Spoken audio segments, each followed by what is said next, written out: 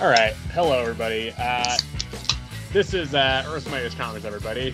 Welcome. This is the show where every episode my good friend and I talk about some comics. Listen, here's the thing, everybody. I'm very tired. I woke up as of the time of recording about 22 minutes ago. This is about 10. This is a terrible way to start the episode, by the way. But a little peek behind the curtain. This is about 10 hours earlier than we normally record. But yeah. This is a show we talk about some comics, we review some comics, and I tell you, right now I'm operating at about 40%. There's a fun little reference for all my fellow Weekly Planet fans out there, but yeah, I've got my energy drained. I'm going to hopefully be at more than 40% here in a little bit. So anyway, this is a show, again, we talk about some comics, and let me just take a sip of this real quick. I probably should have started drinking this before we started recording. This is going to be... You know what, I'll take a sip too. Here we go. Sip break. Okay, I'm already feeling more energetic already. Look at that. Okay, so anyway, yeah, lots of comics and stuff. Not a huge week in terms of volume necessarily. However, some very solid, not even just solid, very kind of significant stuff this week, you could say. We have, for instance, the finales of Ain't No Grave and Moon Knight. We've got some Transformers stuff. We've got Ultimate Black Panther. We've got Uncanny X-Men. But we're going to start off with easily the most high-profile release of the week, at least as far as I'm concerned, which is Wolverine #1, written by Saladin Ahmed, and the artist is Martin Coccolo. So, here's the thing about this issue. It's not bad. However, I went into this series with a little bit more skepticism. Not because I've been disliking the current X-Men from the Ashes stuff. I haven't been loving necessarily this era as a whole, but I have been feeling more favorable towards it as of late. Now, here's the thing though. It's also written by Saladin Ahmed, who is a writer that I used to have very little opinion on, but I'm not a super huge fan of his writing post his Daredevil run. I will say, Martin Coccolo, former artist of Immortal Thor, fantastic, doing great work on this series already. Very good art in this. That was not what I was worried about. The concern would be, can Saladin Ahmed make me like this series? And I do think there's some points for this and against this. First of all, this was already going to have an easier chance bringing me over to its side because I don't care about Wolverine as much as I do about Daredevil. So if Saladin Ahmed royally fucked up Wolverine, it wouldn't really bother me as much as if he really fucks up Daredevil. And not to say that he's really been fucking up Daredevil, but it's just not really been my thing. However, I do also think there's some weird stuff here that feels like it should be easier to do than with Daredevil that I feel like doesn't get pulled off as well. Anyway, so basically this is it picks up. This is before the start of the current Uncanny X-Men series. Logan is he's living in the Canadian woods as he so often does, and he's just hanging out with this pack of wolves. Nightcrawler goes to try and find him and get him back to back to the world of the X-Men, but Logan's like, nah man, fuck that. I don't want to do that, He's in these woods and just hang out. Except then an old enemy of his, who I believe has not actually been seen before in any previous comic, pops up. His name is Cyber. Some old former commander of Logan's turned enemy. He's in these woods. He's pissed off at Logan for some reason. He's like, this is the time for me to get him. He's struggling after the fall of Krakoa. I'm going to fucking take him down now. And this guy kills all Wolverine's new wolves. Wolverines, if you will. And so Logan's like, man, I'm fucking pissed. And then they have kind of a big fight because Cyber pops up in this community. These guys don't like mutants.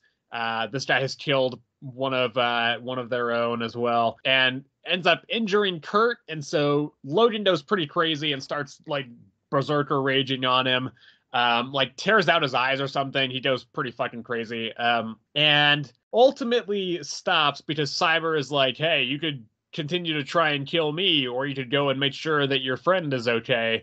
And so Logan goes after Kurt to make sure he's good, and then that's kind of that. The only other thing that really happens is while they're fighting, and this is the thing, I think. Again, I have said this ad nauseum at this point.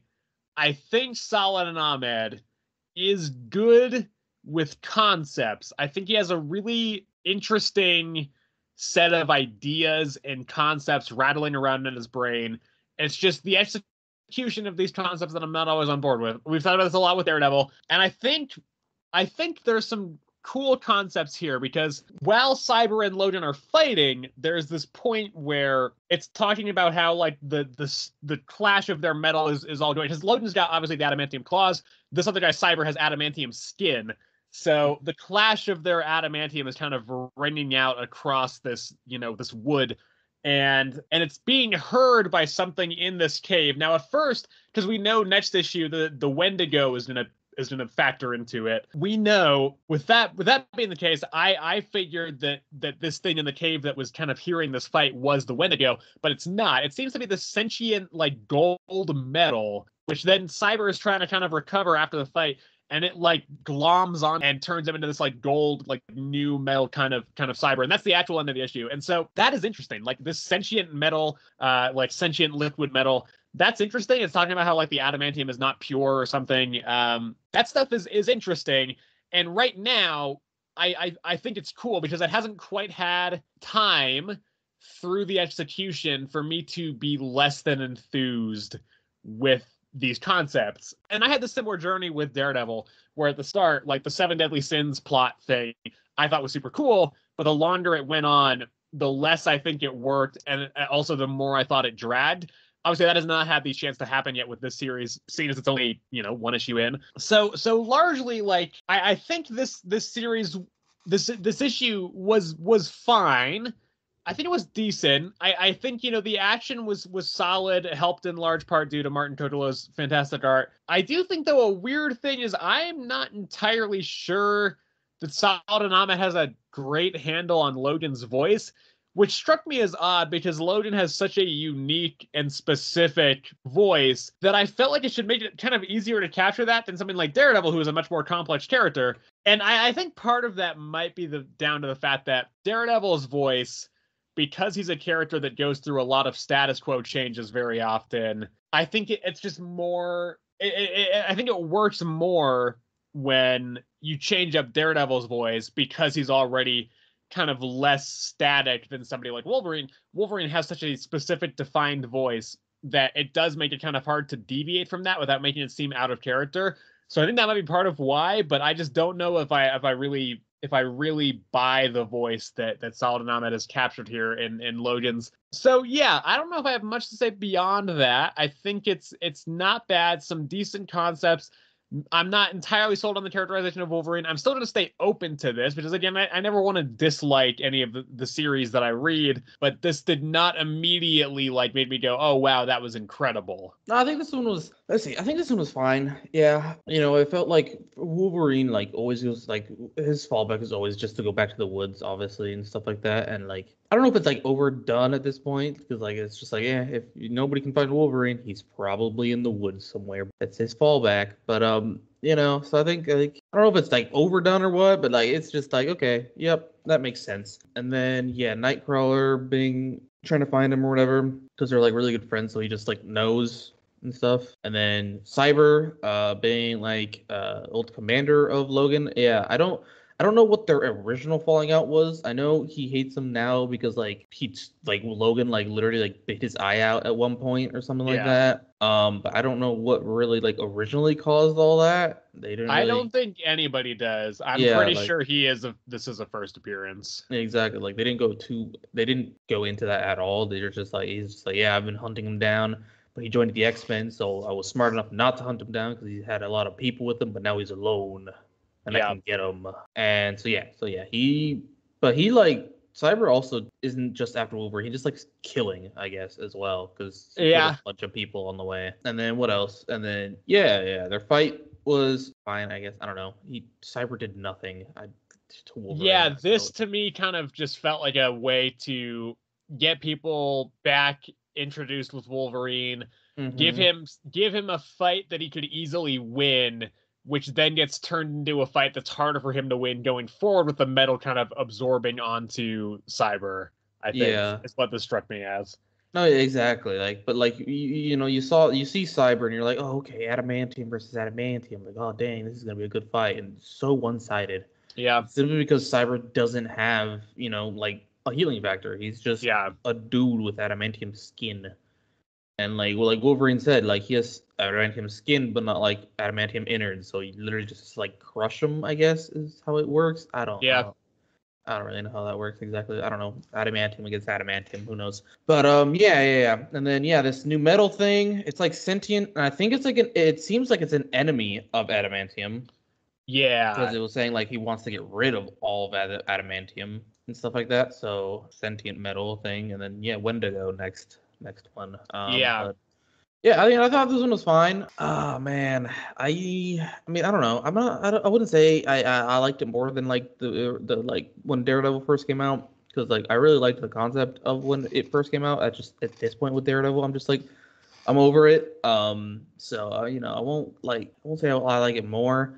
But I didn't think it was bad by any means. I thought it was fine. I'd continue reading it for sure. I will continue reading it for sure. But I won't say I'm like looking forward to the next one. Yeah. But I'm just like I'm not dreading it either. Yeah. So yeah, I'd give it. I don't know. I'd probably give it a 7. The art was pretty good, so yeah. I'd give it a 7.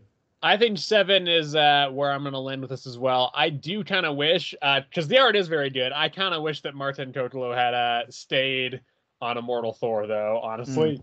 That's a book that I care more about, and I think he really was helping to elevate it. Not that I dislike that book, because I think it's good regardless of the art, but 7 for me as well. It's fine. Well, all right. I will move on to Avengers Assemble, number 1 here. I didn't read this because I don't really like the writer's work that much. Yeah, so we got the writer Steve Orlando. Okay, Corey Smith. So yeah, this takes place after obviously I'm forgetting the name of it already. Blood Hunt.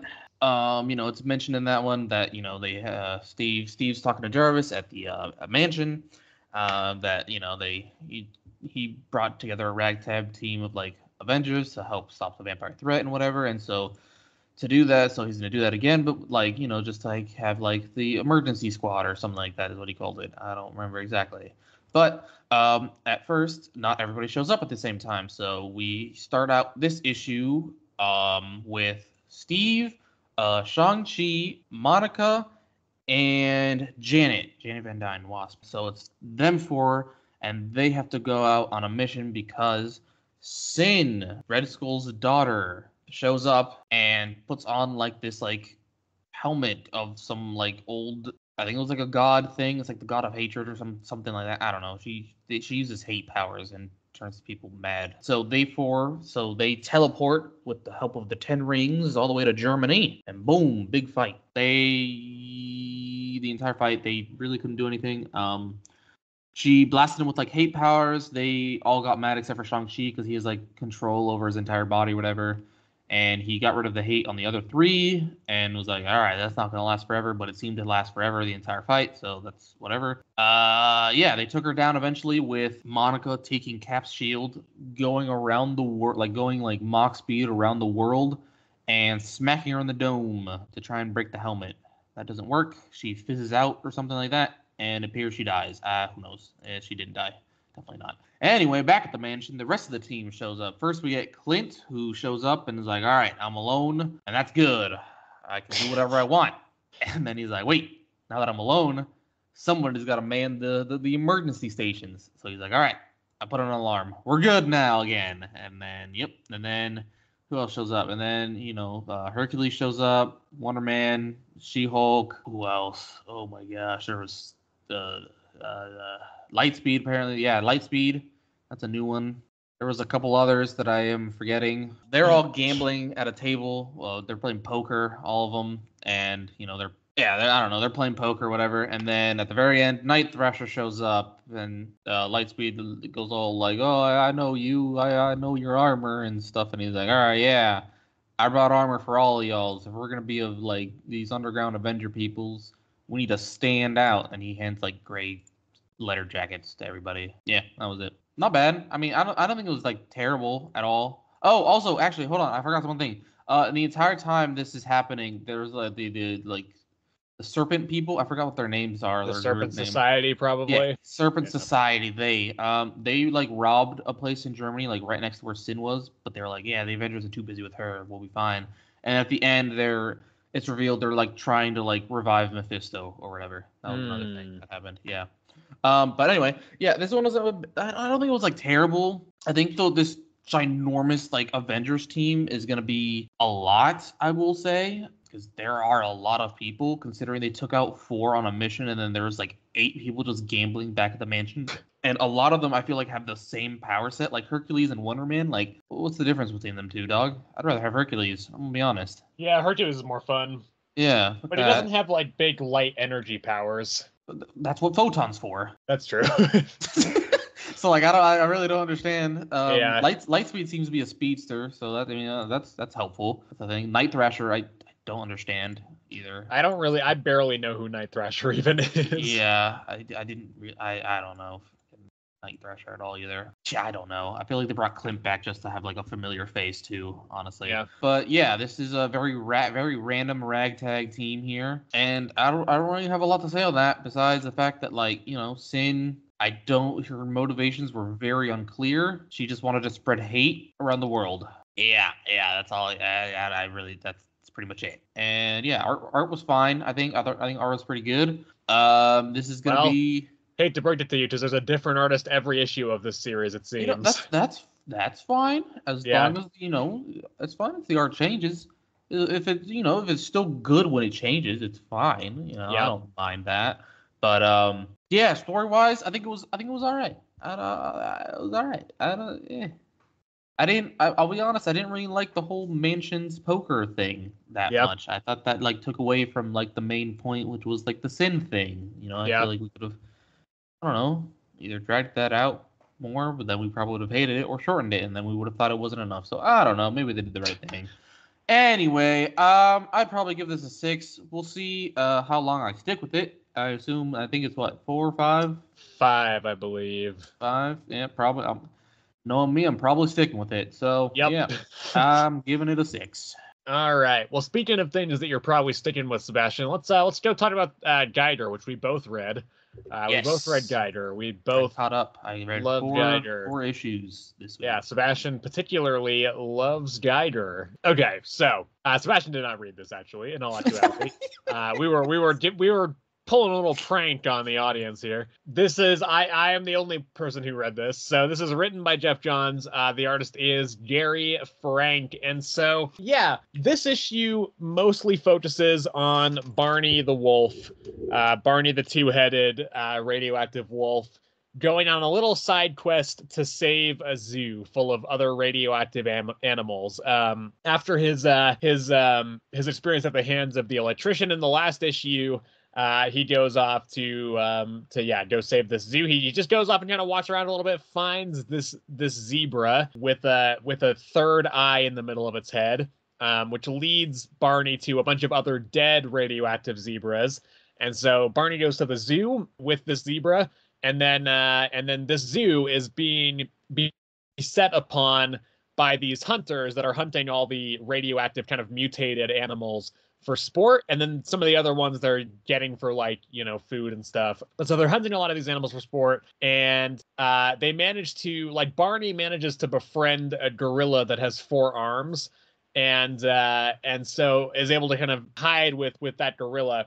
But then that zebra gets captured by these hunters and is about to die, and then Barney comes out and leads the animals on this revolt, and they all end up killing the hunters and stuff. And then Barney takes the 3-eyed zebra back to Geiger and Nate, and Nate names the zebra Zigzag and adopts it as his pet. So, and that's kind of where the issue ends. So I think Sebastian is a little bit unfairly harsh on this series. I gotta say, I think this is a pretty good issue. I do think that this series has gotten better recently. I do think, with the whole electrician storyline, it got a little bit more personal with Barney being kidnapped and everything as well, especially. And I do think this is just a fun little maybe fun's the wrong word, because it does have to deal heavily with animals being like tortured. But I think it's a good little side story of just Barney going and doing some stuff after that. It's a nice little coda to that first kind of arc, just a standalone story to kind of reset after all of that, before Nate and Geiger in particular go on the quest, the remainder of the quest to try and find the cure for Geiger's radioactiveness. And so I think that all works for the most part. And yeah, I mean, I like the art's great still. That's not changed. I think that all is very solid. And yeah, I don't know how much. I mean, I kind of like the fact that they adopted the zebra. I think that's kind of fun. I was curious about that because the zebra is on the cover for the next issue. So I was like, when is this zebra going to be coming into play? And the answer is in this issue. So yeah, like solid issue. I don't know if it's quite as effective as the previous one, which we didn't talk about because that was on the week that we had off. But I do just think, yeah, a good solid standalone adventure showcasing Barney the Wolf and his little side quest. So yeah, again, not bad. I'm probably gonna give this an 8. I thought it was pretty solid. Damn, 8 is wild. All right. Okay. I mean, you didn't read it, so moving on. Let's talk about Teenage Mutant Ninja Turtles number 2. I didn't read this, so I'm not gonna talk about this. Yeah. I don't hate it. I just didn't care enough about it to pick up the second issue.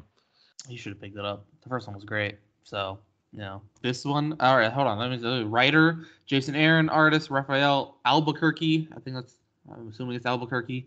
This one was not as good as the first one, but it still wasn't bad. This one focuses on Mikey, obviously the jokester of the group. The worst turtle. Honestly, it's my least favorite too. I won't lie to you. He has his moments, but overall, if it's a solo story with just him, I'm good, dude. But like this one shows what happens to him after the whole fall of the family. Basically, I guess like he moved to like Tokyo and he became a movie star. He's like one of the most famous people in Japan.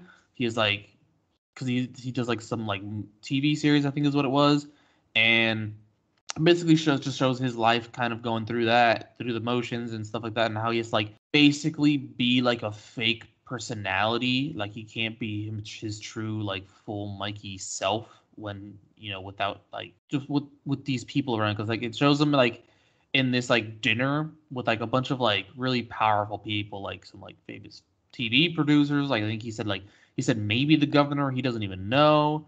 And then at some point he like meets the chef because the chef wants to meet him, and he tells everybody like this is like the best meal he's ever made, like he's ever tasted.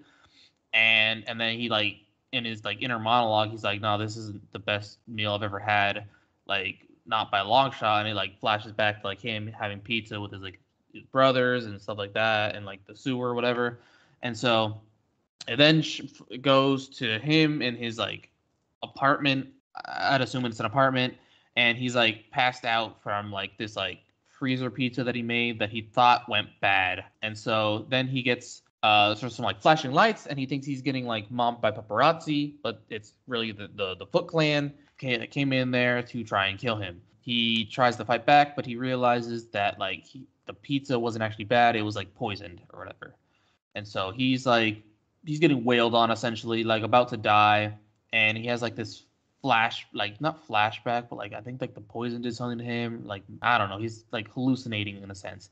And he basically sees his brothers, and they're just basically like shitting on him, like, Mikey, why you always gotta be like a jokester in like these serious moments? Like you can't do anything, like all this stuff. I agree. Mikey can't do anything. He sucks. I mean, he's pretty good with nunchucks. He does a good statement. Like he does some pretty good statements with like nunchucks. But yeah, basically they were wailing on him, and he realizes that like he's not mad at himself for what has happened. He's mad at his brothers for like what they did to their family or whatever. And so he grabs some diamond-encrusted nunchaku and starts wailing on the Foot Clan.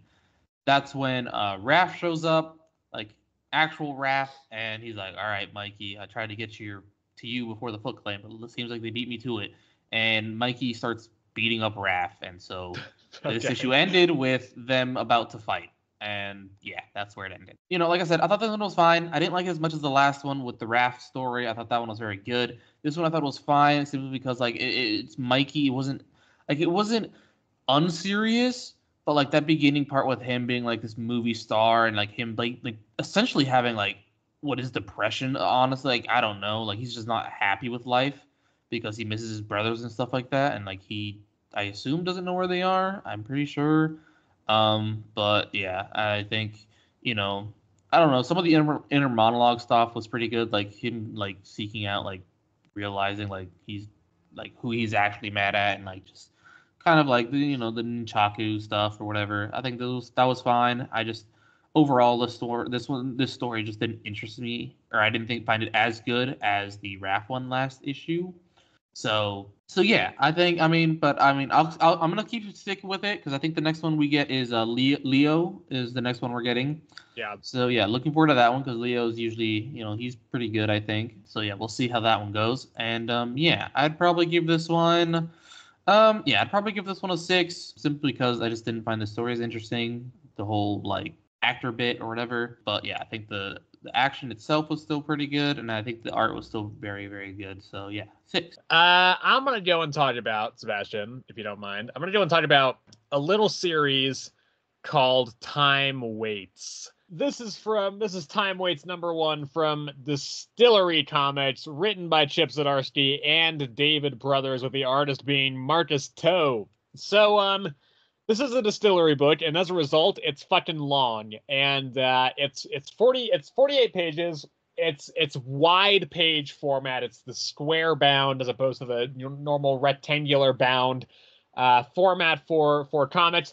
And basically, it deals with this one guy. His name is Blue, and so he is this former like time traveling guy, mercenary dude who on a mission, and this is it's bouncing around between the present and the past, which obviously it's appropriate for a time travel story. And so yeah, it's bounced between, and it's kind of showing how in the present day he's just he has a family, or he has a partner, and the two of them have kind of almost adopted this kid. Not really, like clearly his partner's more open to the idea of adopting than he is, but so they've kind of like pseudo adopted this kid in the foster care system or something. And so they're just doing they're going about their life. Blue is having flashbacks. He keeps kind of passing out and having flashbacks to his time mercenary lifestyle, and we kind of find out through those flashbacks that his team was going to this factory to pick up something called the Seed, I believe. And so they went there, and they kind of had some conflict between each other, because while they were there was this big fire that popped up. One of the other team members accidentally caused this fire. The people, some of the people, the guards at this factory, were able to take down some of the mercenary team, which was surprising to the mercenary team because they are all highly trained. So they were like, they should not have really been able to take down some of these guys. Regardless, though, the leader of the team gets in conflict with Blue because this leader wants to just kill everybody in the factory to kind of prevent anybody from, knowing that they were there. And Blue is not about that. He's like, I don't want to kill anybody who, is not. I don't want to kill anybody in general, but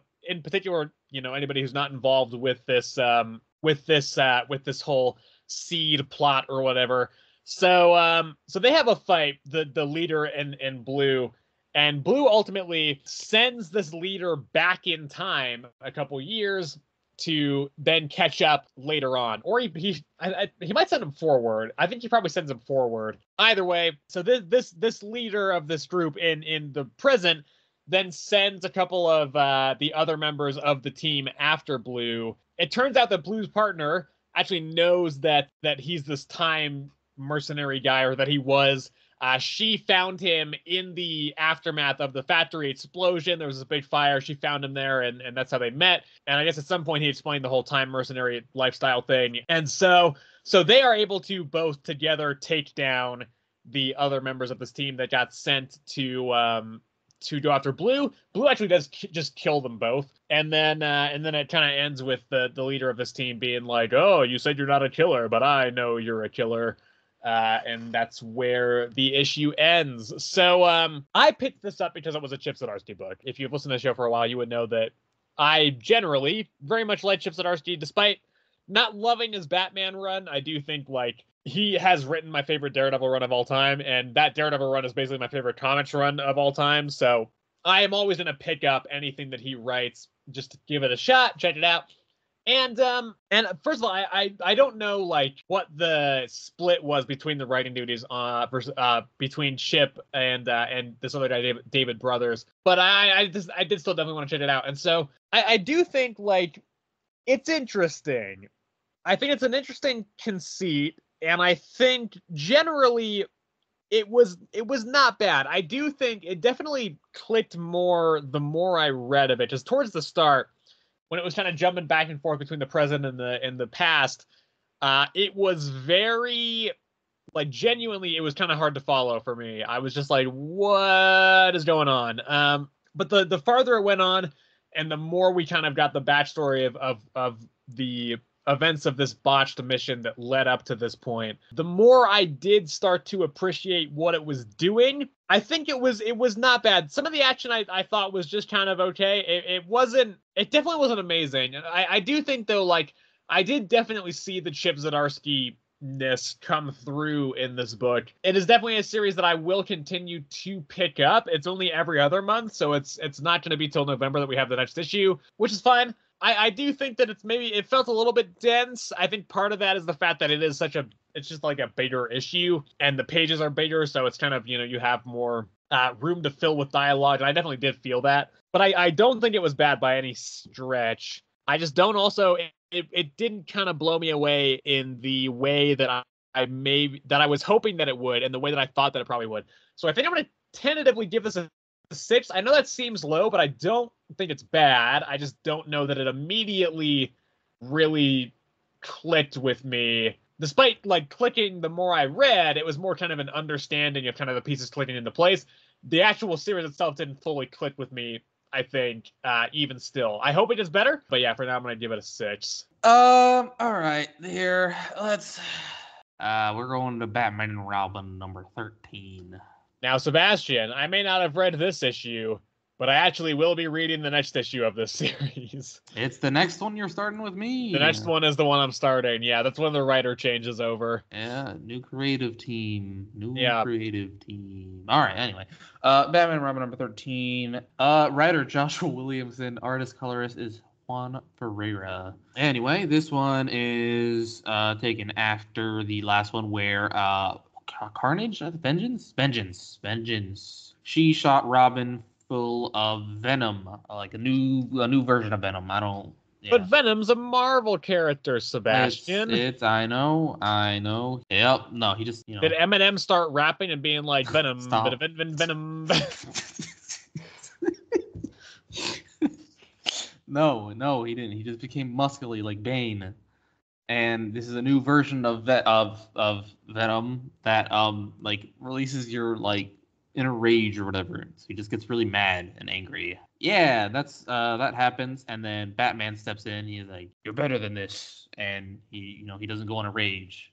But that's when Cobra, I think those are their names. Yeah, Cobra Commander. Yeah. No, not Cobra Commander. It's like a group on Dinosaur Island. Pretty sure their group name was like Cobra or something like that. I think you're thinking of the Cobra Commander series where their group name is Cobra.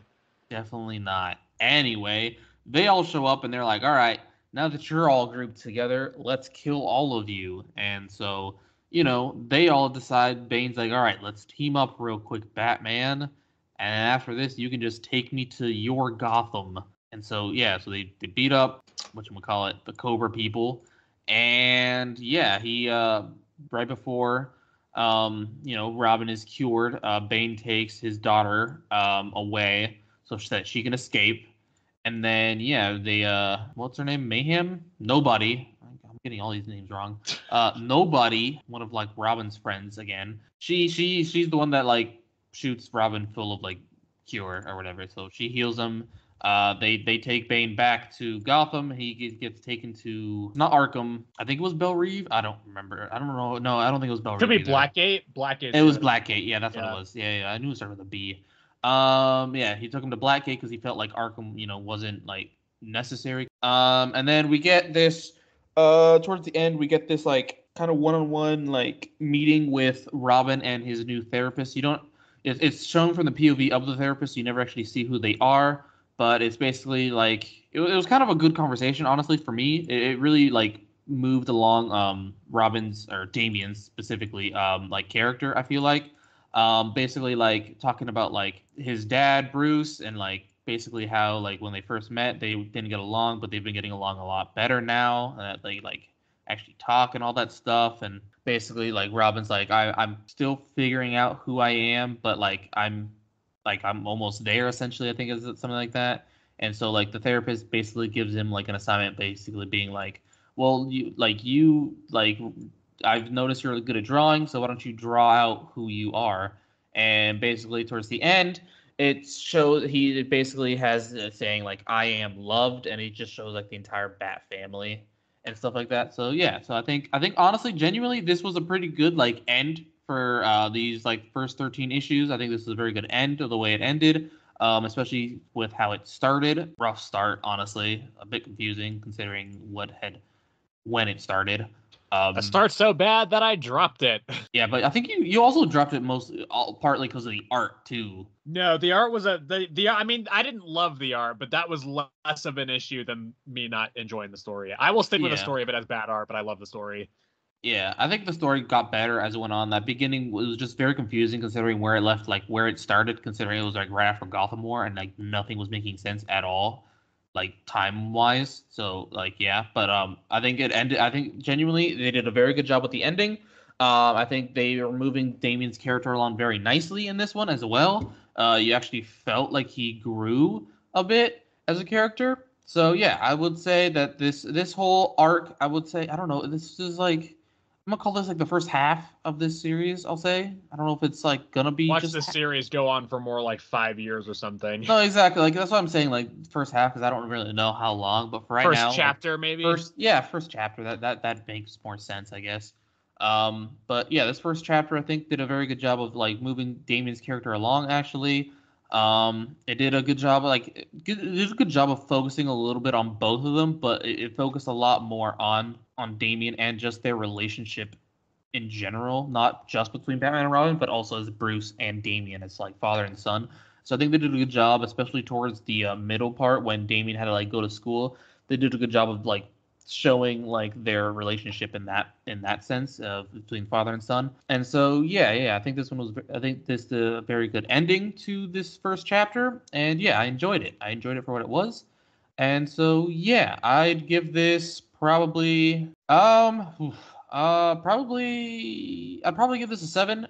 This issue a 7 because like personally, I didn't really love the whole dinosaur bit and like the Bane bit. I understand they want to like do some closure with Damien and Bane because of what had previously happened between the two. I will say the ending for this one was very good between the therapist and Robin, though, so that's why I'm giving it a 7. If not, it probably would have been a 6. But this chapter as a whole, I'd probably give it like an 8. So yeah. All right. Well, I'm gonna move on to a little comic called Vengeance of the Moon Knight, issue number 9, written by Jed MacKay, and the artist is Dev Pramanik. So this is the finale of Vengeance of the Moon Knight. However, it is not the finale of Jed MacKay's Moon Knight run. This series is relaunching next month as Moon Knight Fist of Khonshu, which I believe you are planning to pick up, correct? I have no idea. But I do think, like, genuinely, this seems like it would be... This series very much feels like a conclusion of a lot of the run's arcs and stuff to this point. So I do feel like next issue will be a good jumping on point. The next issue being the relaunch. So this issue, though, is primarily concerned with closing out the story of the other Moon Knight, which is the Shroud Maximilian Coleridge. And so basically, at the end of the last issue, Khonshu was talking to Mark and was like, hey, I brought you back from the dead. So now, and also, okay, the other part of it is that when Reese was brought back and saved after she got turned into a vampire in the previous run, Moon Knight asked Khonshu to, like, keep her alive and to save her and everything. And Khonshu agreed to do so, but on the condition that Moon Knight then owed him a life. And so now Khonshu's coming to collect on that. He's like, I want the life of this false Moon Knight who has been running around wearing, my image I need you to go and kill the fake Moon Knight. And so Mark, so that's kind of what this issue is. It's Mark fighting the Shroud Moon Knight, and Mark beats the shit out of him. Like this other Moon Knight doesn't stand a chance.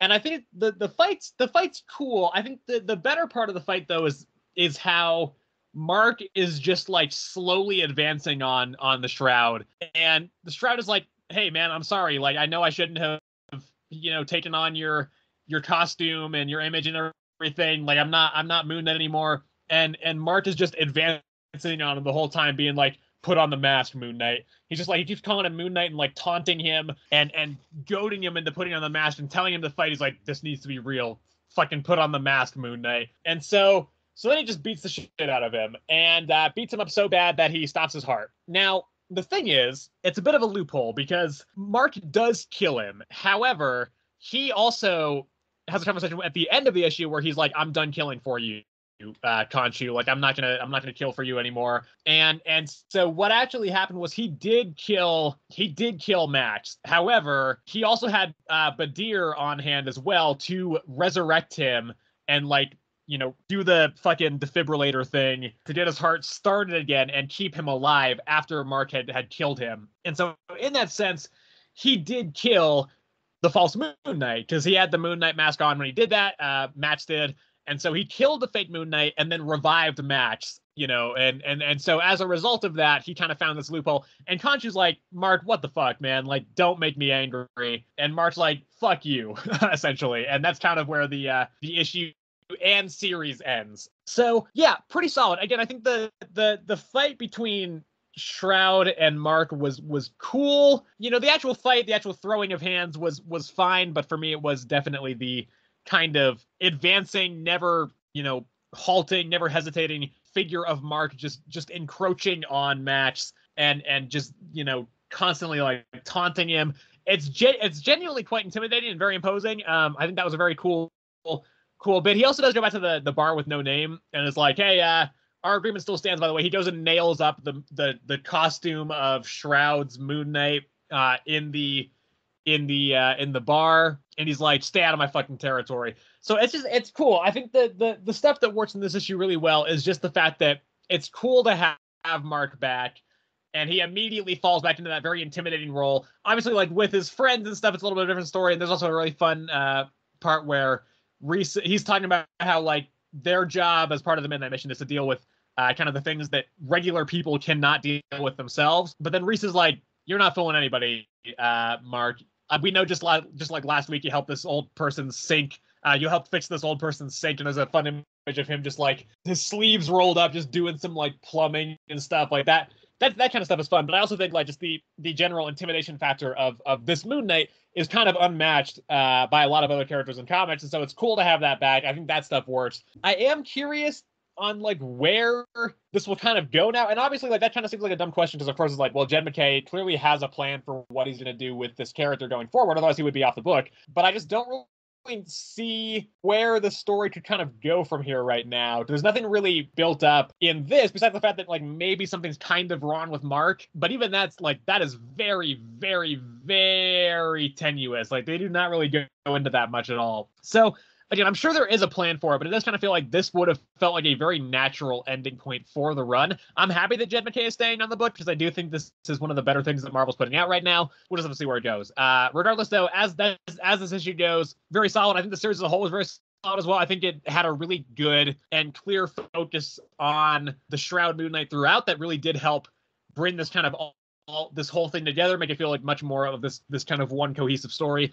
Obviously, like the Blood Hunt tie-ins did kind of derail that a little bit, but not too much. And that was also mostly in service of just bringing Mark back from the dead anyway, which then, kind of, again, dovetailed back into the whole Shroud Moon Knight stuff as well. So very solid series. I think it was a very good continuation of this previous run that had a lot of just really cool ideas and a good focus that kind of carried the whole thing through. Again, I'm excited to see where it goes next. Although I don't really know off the top of my head kind of where it can go. But still should be cool. So yeah, I'm gonna give this an 8.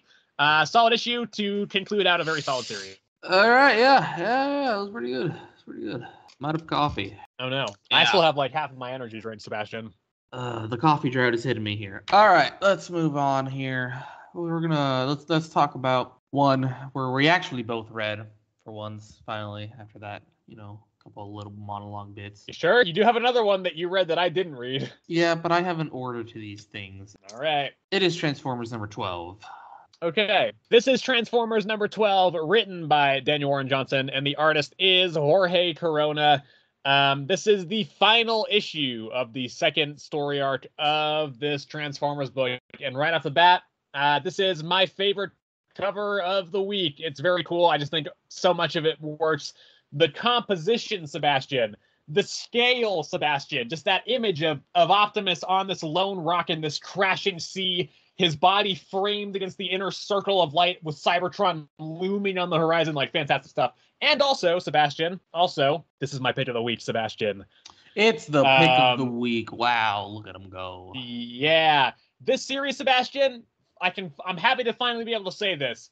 It has officially made me a Transformers convert. I've converted. I fucking love this series now, Sebastian. This is 2 absolutely fucking bangers of an issues in a row. So after last issue, right? Last issue at the end, Ultra Madness popped up and he's like, let's fucking go. I'm here to fight. I'm Ultra Madness, motherfuckers. Yep.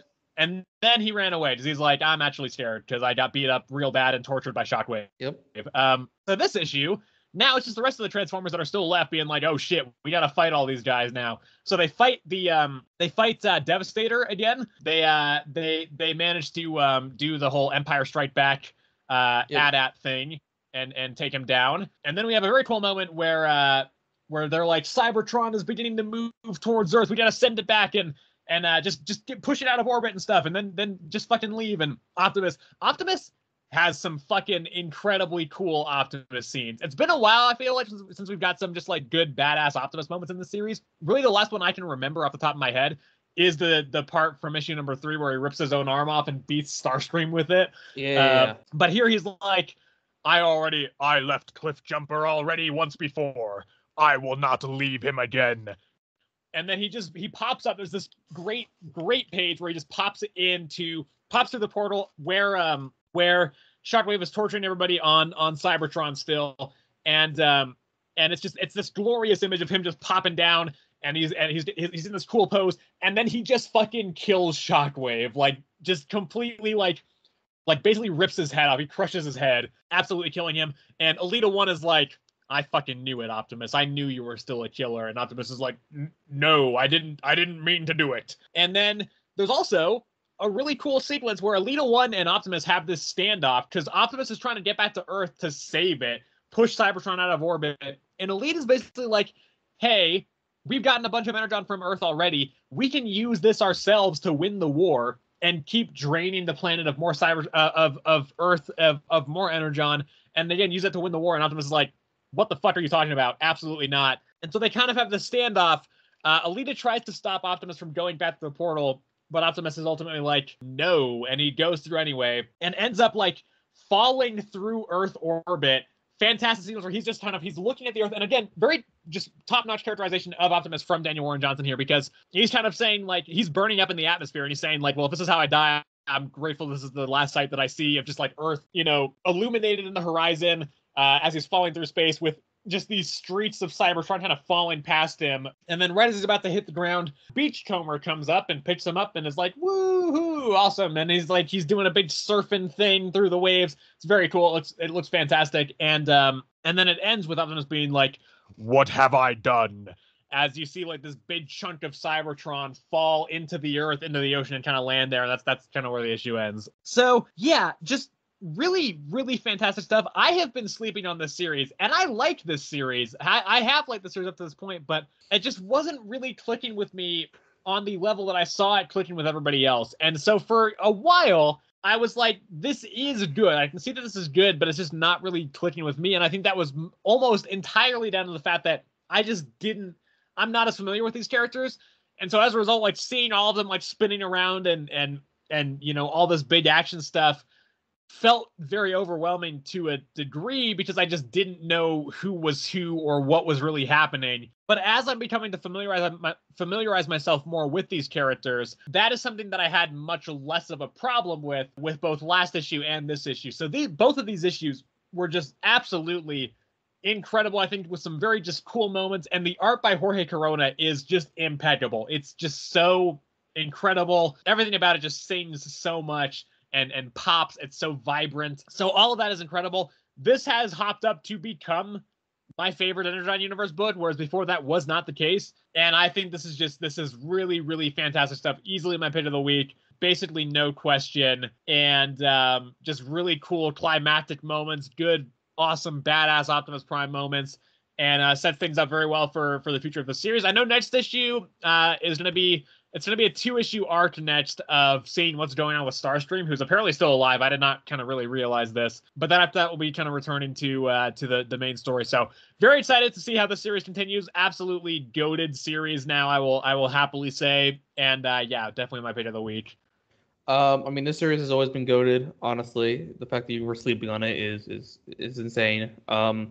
But now that you are a Transformers fanatic, you have to go see the movie. I'm hearing mixed things about it, man. IGN gave it a 5, and that's not I don't great. trust IGN ever, though. I don't either. Honest. Although I will say, it's crazy to me, because I see so many comments being like, oh, IGN gave Deadpool and Wolverine a 7. Remember, they gave She-Hulk a 9. It's like, yeah, people have fucking opinions, man. What's new? That doesn't mean that their opinions are like more valid or less valid than yours. I don't know. People would go fucking crazy. But I typically don't agree with IGN, but still, that... Usually, I think IGN's scores are too high, so the fact that they give it a 5 is not a great sign.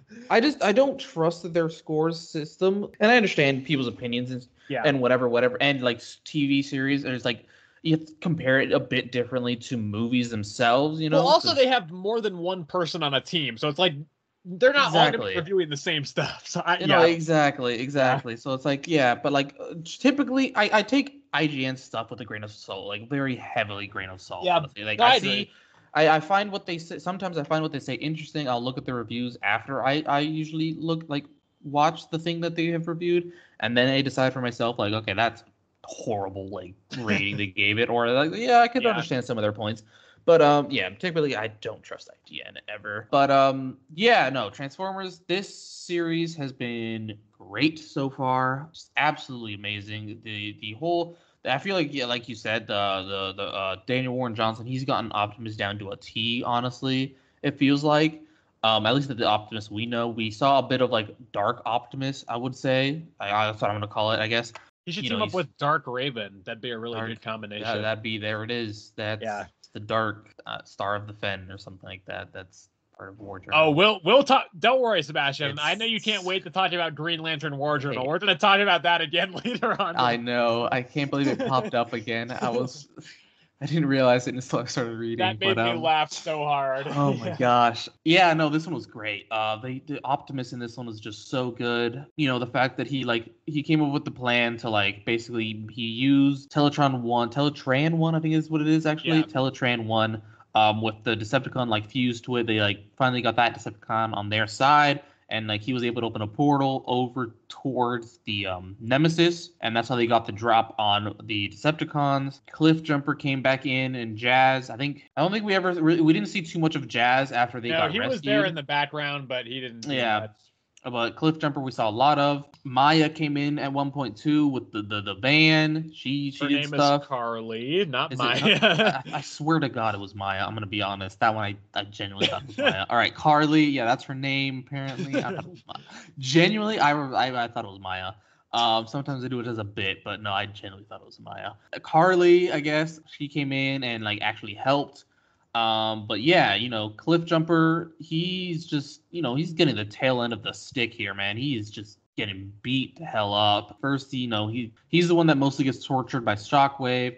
Then he gets kicked by freaking Devastator through the portal, crashing into multiple other Decepticons. Optimus coming in clutch, like you said, coming through that portal, just absolutely destroying the other three that were with Well, no, I think they ran away, but he killed a couple that were with Shockwave. And then he just absolutely decimates Shockwave as well. You know, Alita kind of becoming evil-ish due to the war. I think just the war has taken a toll on her. And the fact that like she feels like she was abandoned on Cybertron while Optimus and the rest of them just like, you know, like I said, she felt abandoned on Cybertron, and that like a bunch of other Autobots were still on Cybertron and that Optimus shouldn't leave and all that stuff. So I think that's all interesting and well, honestly. I think that's going to come back later, obviously, with the Alita one probably. They'll have to fight her now. But yeah, I think this one just overall, this series has been very, very good. Beachcomber, I don't like his character too much. I won't lie. I think he's fine. I just like his backstory. I think is fine. Like I think it makes sense. It's kind of like Optimus-ish. Like he fell in love with Earth and the life there, and so he decided to abandon the war. Optimus isn't really abandoning the war. He just feels like he brought the war to Earth, and so he feels like he should end it. He should make sure that it doesn't like destroy Earth like it did with Cybertron, and that makes sense. What else?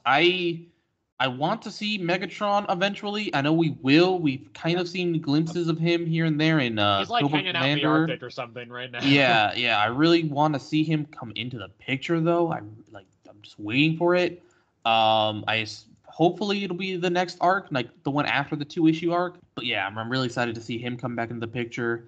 And yeah, I think this one was just very good overall. I think the storytelling, the art, all of it was just hands down just amazing. I'd give this. I'm gonna give it an 8. Interesting. Yeah. I'm giving it a 9, Sebastian. A 9. I almost gave it a 9. But yeah. Honestly, it could almost be a 10 for me. I do think the fight against Devastator was kind of what makes it a 9 and not a 10 for me, because I think that it was fine, but it didn't kind of really do anything new, especially since we already see these guys fight before, just like 6 issues ago. But still, even with that 9 out of 10, this series is absolutely goated with the sauce, Sebastian. Right, yeah. It's got the Riz, Sebastian. No, okay, we're going too far now. All right, this is brain rot. This is brain rot territory. We're gonna leave it there where it lies, and we're gonna move on. Let's go to talk about Captain America 13 here. Boy, oh boy. This is Captain America 13, written by J. Michael Straczynski, and the artist is Carlos Magno. So this is the conclusion for now, of the death storyline in this series, which has been building up since issue number 7, I believe. And this is kind of where it comes to a head for now. It does seem like this will be coming back into play sometime later. We don't know when that is for right now, because we do have this this interim story arc of the Captain America, Thor, and Spider-Man team up coming up in the next couple issues. But for this one, picks up with the where the last issue left off, where Cap is there, and the whole group of the change agents, they're all there, heading to the front door cabaret. And while they are doing that, they have to get through all these people with Death's powers. So Guardian kind of clears them all, and the rest of them kind of are navigating through all these streets and stuff. And it's kind of going on like that for a while. There's a point where Becca is being talked to by Death and is being like, you know what you have to do. And Malik clearly knows what's happening. Like, I kind of thought that he probably did and just wasn't kind of saying anything, because he knew that he could help out and get Becca to help the group. But basically, he's talking to Becca and he's like, I know you think you have to do this, but what do you want to do? Do you want to and basically being like, do you want to help us or do you want to help Death? And you don't have to help Death, you can help us. And so then Cap is like, so then Death himself shows up in this physical form, and Cap is like, all right, you guys just get to the cabaret. I'm gonna hold Death off essentially while you do that. And so he kind of pops off, gets in like a fist fight with Death, which I kind of love. Like, the fight itself is not great, but it is the most Captain America thing in the world, is just get into a fucking fist fight with Death. I loved that. I think that's great. And so he's fighting Death, and he's essentially like he thinks about how Lyra was saying, like, you can come home to the cabaret can be your home, and you can, kind of, you can kind of run it after I'm gone, essentially, but you have to be at the cabaret when the change agents get there for that to happen. And he's kind of thinking about this, but he also ultimately doesn't know what's going to happen to the people that Death gave his power to if he leaves. So he essentially decides to just beat the shit out of Death until Death reabsorbs all that power, so that the people can be free of that Death grip influence. And so that's exactly what happens. He punches him for a while, and then Death reabsorbs all the power. The change agents get to the cabaret, and Death is like, you motherfucker, Captain America, they're gone now. Now humanity is just going to suffer this long, prolonged period of of more pain and all that. And so he's like, he's also like, now you being here has just sealed your death in another way. It seems to be not the one that Lyra showed him. It seems to be a different one. He kind of mentions like, this is a death that you have, that she did not tell you about, but there's death coming your way again. And then he disappears, and Cap goes back to the front door cabaret, but it's gone. And so he kind of looks around to see if he can find any information about the cabaret, where it might have gone, if it just popped up randomly in any other place, but he can't find it. So he's like, I don't know if I'll ever, find the front door cabaret. And as he's saying that, the flowers in his window still kind of sprout to life just out of nowhere, implying that Lyra is still kind of around and is still watching him. So, but we don't know where that's going to go. That's where the issue ends. So for now, this is kind of where this wraps up. And I don't think that this issue is as good as some of the previous issues in this arc. I do think that, like, it did take a bit of a drop for me. I do think the fight against death, again, was not great, even though I love it in principle. And all of the stuff up to that point of them, like, clearing the road and all that, it was fine. Sometimes it was a little bit tough for me to kind of figure out what was happening. Like, there's a point where Skins, Carlos, just, like, he's trying to, like, there's like Molotov cocktails going and there's spikes in the road, and he's kind of just like walking through the fight. It was a little bit hard to tell what was happening. So there's moments like that where it's a little bit unclear what's going on. But I do think, again, like the promise of death for superheroes is not something that inherently gets me that excited these days, because, even if they do die, which very often they won't, but even if they do die as prophesized, then they'll be back soon anyway. We just saw this happen with Moon Knight. He was gone for like 6 months, then he came back. So that on its own does not inherently excite me. I am interested to see what happens when death does inevitably come back, because I'm sure that will happen. But I am more interested to see what's going on with Lyra and her motivations. It seems like there's maybe a more sinister side to Lyra's motivations.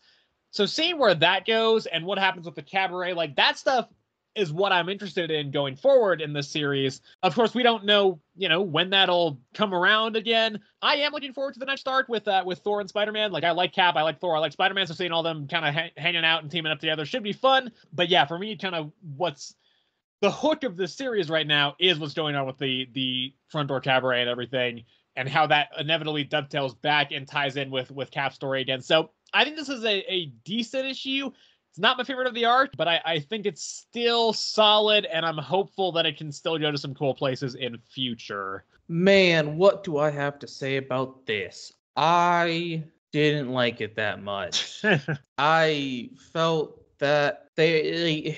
All right, fine. I'll go through this in bits here. The beginning part, chaotic. They're traveling through the city and stuff like that. That's left off in the last one. It was very chaotic, kind of hard to understand. The conversation the psychic dude had in the car with the other lady. I'm gonna find their names so it's not Becca and Malik.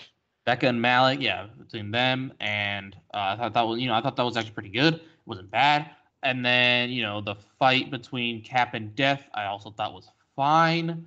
He discovered that he actually the rings that he gave the everybody else was actually meant for like him, so he could fight Death in the physical form. Then the fact that like Death is like, I can't believe you've done this. Like, now you're actually gonna die the way she showed you or whatever. That she wanted this to happen like this and yada yada. And then but just for me, the fact that like they just up and disappear towards the end and we don't know what happened to all that jazz, like is dumb. I don't mind that though. Just clearly they're gonna come back to that at some point, and so for clearly, me, where was the clearly? I think the fact that we saw the flowers pop up on the windowsill, indicating that Lyra is still there, because they grew in like a panel, literally one panel. Yeah, no, I get that. Like, yes, she's still like, because he was doubting like if he'll ever see her again or whatever. Like, he's like, I don't know if I don't remember what he said exactly, but he's basically like, I don't know if because he's basically like, I don't know if I'll ever know what happened to the front door cabaret. That thing. Yes, that. Obviously, I think it could come back. I don't know if it will. It might just be one of those things where we're just like, I don't. It could just be one of those things where we're just like, yep, that happened, and then we have to keep that in the back of our minds until they decide to use it again. Like, who Unless knows? this series gets unceremoniously axed, I am positive this will come back into play at some point. I don't know when, but for me, that's actually the biggest compelling factor to keep reading right now, is that I want to know what happens there, and I'm pretty sure it will come back into play. Man, they freaking dipped. Who cares? This is the first time we've ever heard of this front door cabaret. I wouldn't be surprised if they just never mentioned it again. I think you're not giving this series enough credit. I'm sure it'll come back into Listen, I think play this was again. fine. You know, they brought mutants in as the end of Krakoa. They're like, yes, that makes sense. Bring mutants in, you know, connect that a bit. I think that, you know, fine, whatever. I thought this one started out kind of interesting with like the whole battle between life and death. I thought the death monologue was pretty good, like him being like, I went insane because of how much death there is. But like I said, it's I felt like that's overplayed. That's always what, like, whenever death goes insane, it decides to just like kill everybody. It's just simply because of that he can't handle it anymore or whatever. So I feel like it's just overplayed. Cap being like the whole, like, I don't know, like, servant of life thing, like, I think, like, yeah, sure, that makes sense, but the fact that, like, she just, like, life just dips, leaves Cap in, like, in the wind, he doesn't know what happens, whatever, especially after he defeated death, so that, like, I don't know, it could have waited. I feel like no need to just dip. You know, I unfortunately am reading the next issue at least. Yep. I'm gonna simply because it has Spider-Man. Yep. Not even because of Thor, simply because it has Spider-Man. I'm gonna give it the benefit of the doubt. However, I'm not going to apply my three issue rule for this next arc. If I do not like this first one, I am dropping this. This series, this arc, I probably would have dropped it around maybe number 10, maybe 11. Yeah. Genuinely. I would have. I was kind of bored with it around then, and kind of mediocre for me. But we're going to see. We're going to stick with it for this next one. But if I do not like this first issue, I am dropping it. It's Captain America issue is just, nope. All right, yeah, that's it. What am I giving this one? I'm gonna give it a 6. I thought it was fine. I thought it was all right. I just didn't like the ending too much. I thought that was they just could have handled it better. But besides that, the beginning and end for me were what really struck this one. I think the middle was fine though. I think I'm also going to give it a 6. However, the ending is the reason it's not lower. The ending is the part I liked the most. So I thought the kind of stuff before that was not great.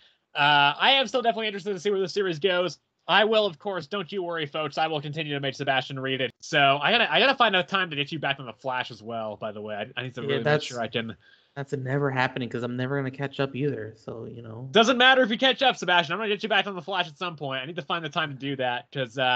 it seems to always be the same day as the Nice House by the Sea, which you are currently not pulling. But yeah, 6 for Captain America for me as well. All right. Well, it is my turn to choose again. And as per my order here that I have, we're moving on to Blood Hunters number 2. I think you mean you're moving on to Blood Hunters number 2, because I did not read it. Yes, but we are still moving on. So, yes, writer is Erica Schultz, artist Robert Gill. So this one, you know, we start off where the last one ended, like all books do, or something like that. I don't know. Anyway, Elsa shot at Miles, because he's a vampire and she doesn't like vampires. So yeah, he pushes Dagger out of the way. And he just dodges the bullets because he's Spider-Man and a vampire. And you love the fact that he's a vampire, right? I think yeah. I have come to terms with it simply because at least they tried to cure him. I thought they literally just left him as a vampire just cause. At least I now know that Dagger at least has tried and it just didn't work. Now he hasn't met up with Doctor Strange yet. He's told that. I don't know what has happened. We don't know what has happened to Doctor Strange, I believe.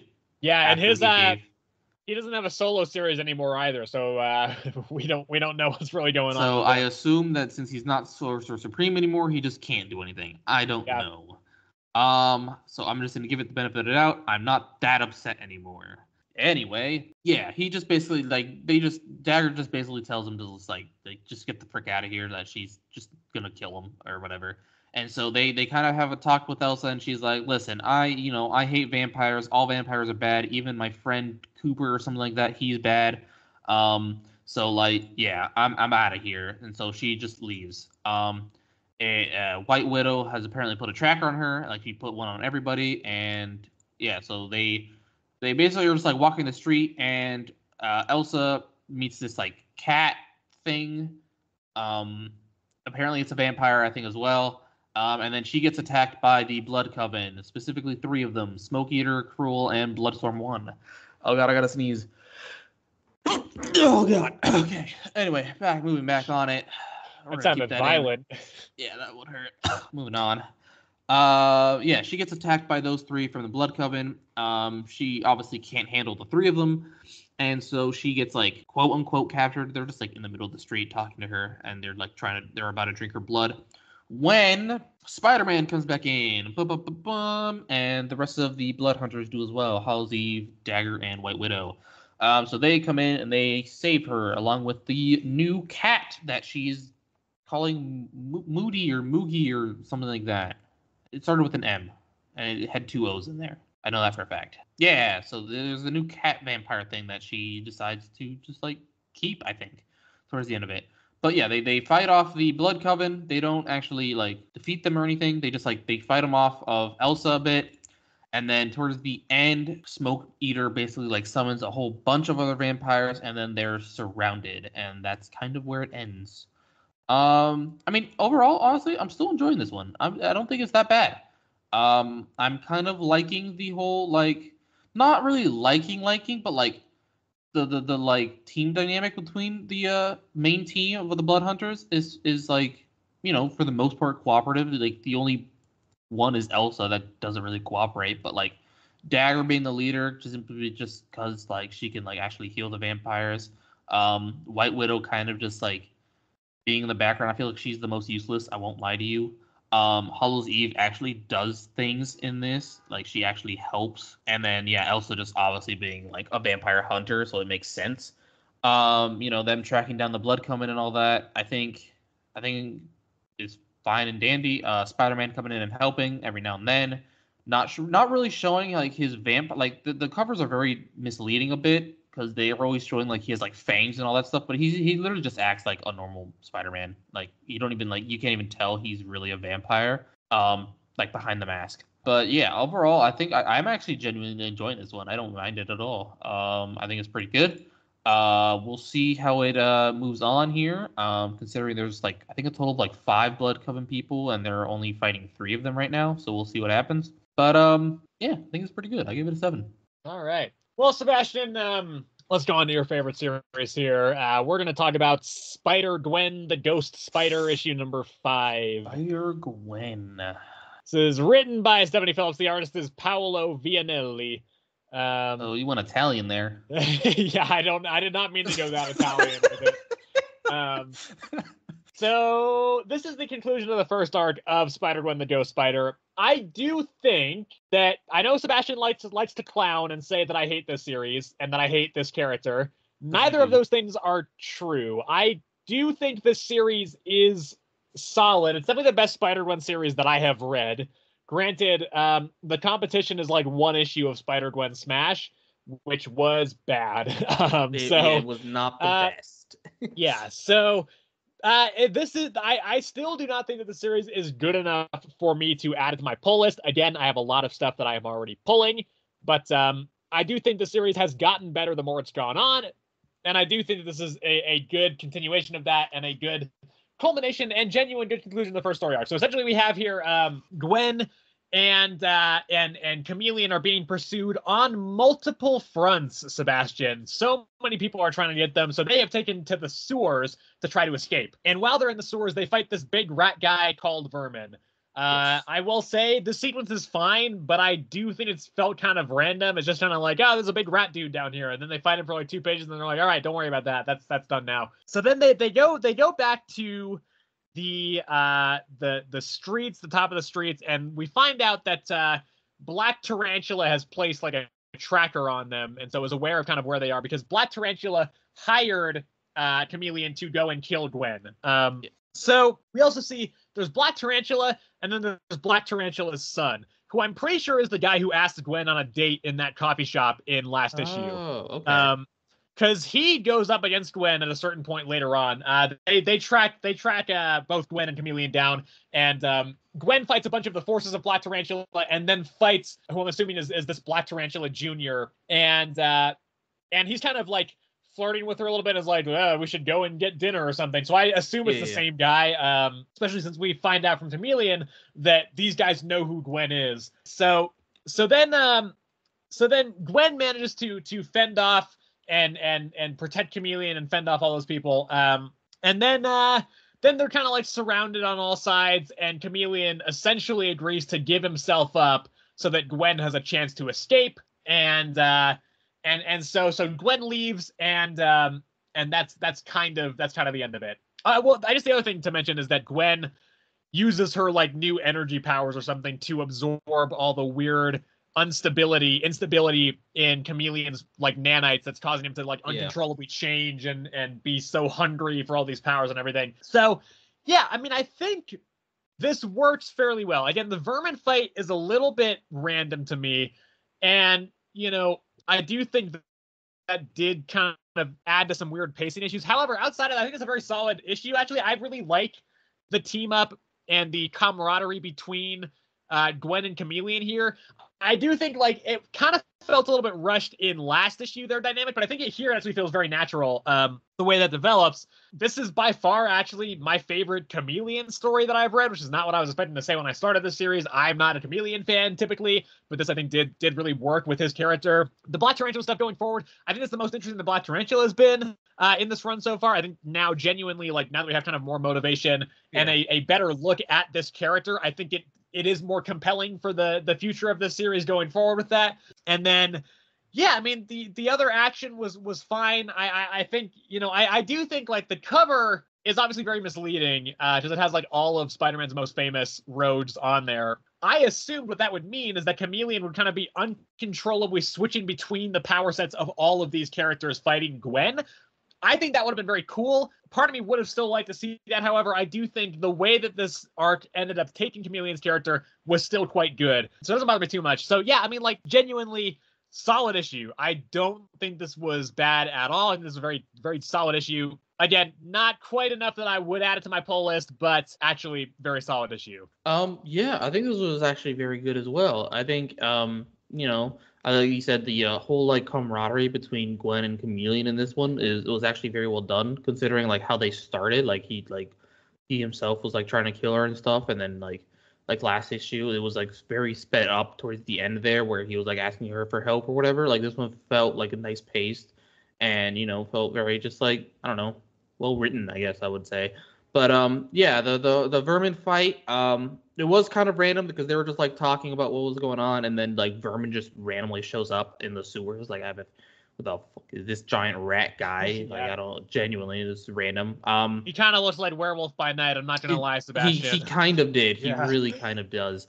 But yeah, I think that was a bit random. I think the way it ended was like good, like it was genuinely cool. I like the way the like Electro looked, in like the way they drew Electro in the water and stuff. And he was like the way Chameleon turned into Electro and all that stuff. I think I think the art there was very good.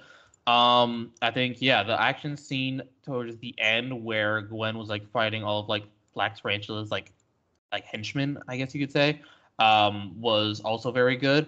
I think they always do a good job of like showing Gwen's fighting style as like more of like a dance, like a kind of like dancing ish. So I think they always do a good job of that.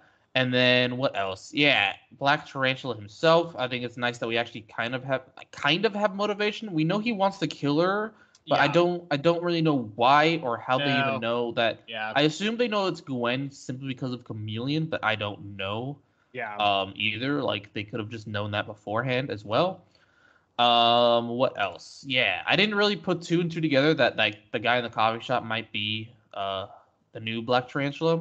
I didn't pick up on that at all. If it is, I've been looking at some of the comments here, and it does seem like I'm not the only person who thinks that. So yeah. So but no, yeah. I mean, it would make sense because he was being like weirdly flirtatious, like asking her to dinner and all that stuff, and towards the end he obviously name drops Gwen, And I thought that was a big thing, but like Chameleon like reveals instantly, like, yeah, they know who you are. And so I was like, Yeah. oh, okay, that's not that. So like, that would have like more solidly, like, if he hadn't said that, that would have more solidly like backed up your theory that that was him in the coffee shop. But since it kind of like falls apart at that point, not the theory itself, but just that specific point about it. But yeah, cover a little bit misleading. We saw a couple of rogues, nothing like we saw Green Goblin for a flash, but he didn't fight or anything. Yeah. And so, yeah, we saw a couple of that, but nothing too big or out of the ordinary. Biggest one was Electro because he actually used Electro's powers. Spider-Gwen's powers, I'm still iffy about it, honestly. I would like to see them explore that a bit more, probably like explain how it all works and what it actually is in general. Right now, all we know is that it's like some sort of energy thing. And it seems like she can absorb energy as well as output it. So I don't know. I still would have just liked to see something original, I guess. I don't know, from Spider-Gwen. But yeah, I think but Chameleon as well. I didn't mind him. I think this is not my first one. I think you said with Chameleon. Yeah, he was in ASM #1 way back in 1960s. Yeah. This is my first one with Black Tarantula, though, I will say. Yeah, I don't know. I don't know if that's a new character or not. Black Tarantula? No. I know he's been introduced before. I just have never read anything with him, and I know basically nothing about him. Apparently, he's in a Daredevil run from a while back. I didn't know that either. Yeah, so I know he's a thing. I know next to nothing about him, really. Yeah. Besides that, I still think this series is pretty good. I'd give this one, honestly, I'd probably give this is a tough one for me. I really like the art, and I like this. I'm going to give it an 8. Yep, I'm doing it. I'm going to give it a 7, but a high 7. Honestly, this is kind of between a high 7 and a low 8 for me. So I'm just going to give it a 7+ and call it at that. Alrighty. Let's move on to Ultimate Black Panther. Let me tell you, this is certainly an issue that's written by Brian Hill, and the artist is Stefano Caselli. So here's the thing with this series, right? I have been very critical of this series on the whole. I have had a lot of complaints about this series. Yes. And I definitely do think that overall this has been the weakest of the Ultimate books in this new Ultimate line. However, part of the reason I have been as critical of the series as I have been is because I do think that there is legitimately potential here. It's just not really being realized upon. And so while I don't think that this issue solves all of the problems that I have with this series, I do think genuinely that this is a very good step in the right direction towards getting me more invested in the series. And I was kind of trying to figure out why, because it's a weird series in the fact that we've mentioned a lot where it doesn't really feel like kind of anything's happening, which is strange because stuff is happening, right? Like there's always been, with some rare exceptions, like issue #3 was just a conversation between Storm and T'Challa and Killmonger. But outside of that, there almost always is somebody or something kind of big happening. I think the problem is it's paced out kind of weirdly so that, because Sebastian has mentioned in particular a lot how these reads go by really quickly. This is no exception in this issue. Yeah, and I think like that's part of the problem, because like these big events, because of the fact that even though they sometimes have a decent amount of pages dedicated to them, there's not a lot of dialogue there, and as a result they go by really quickly, so they feel less weighty because they're kind of just bam, they just start and then they're just kind of done in one fell swoop. And so I think it does kind of decrease the impact of those events. And not only that, I feel like the connective tissue between these big events is very threadbare. It's basically like, I just don't think these kind of big events are, and I've mentioned this before as well, built up to very well.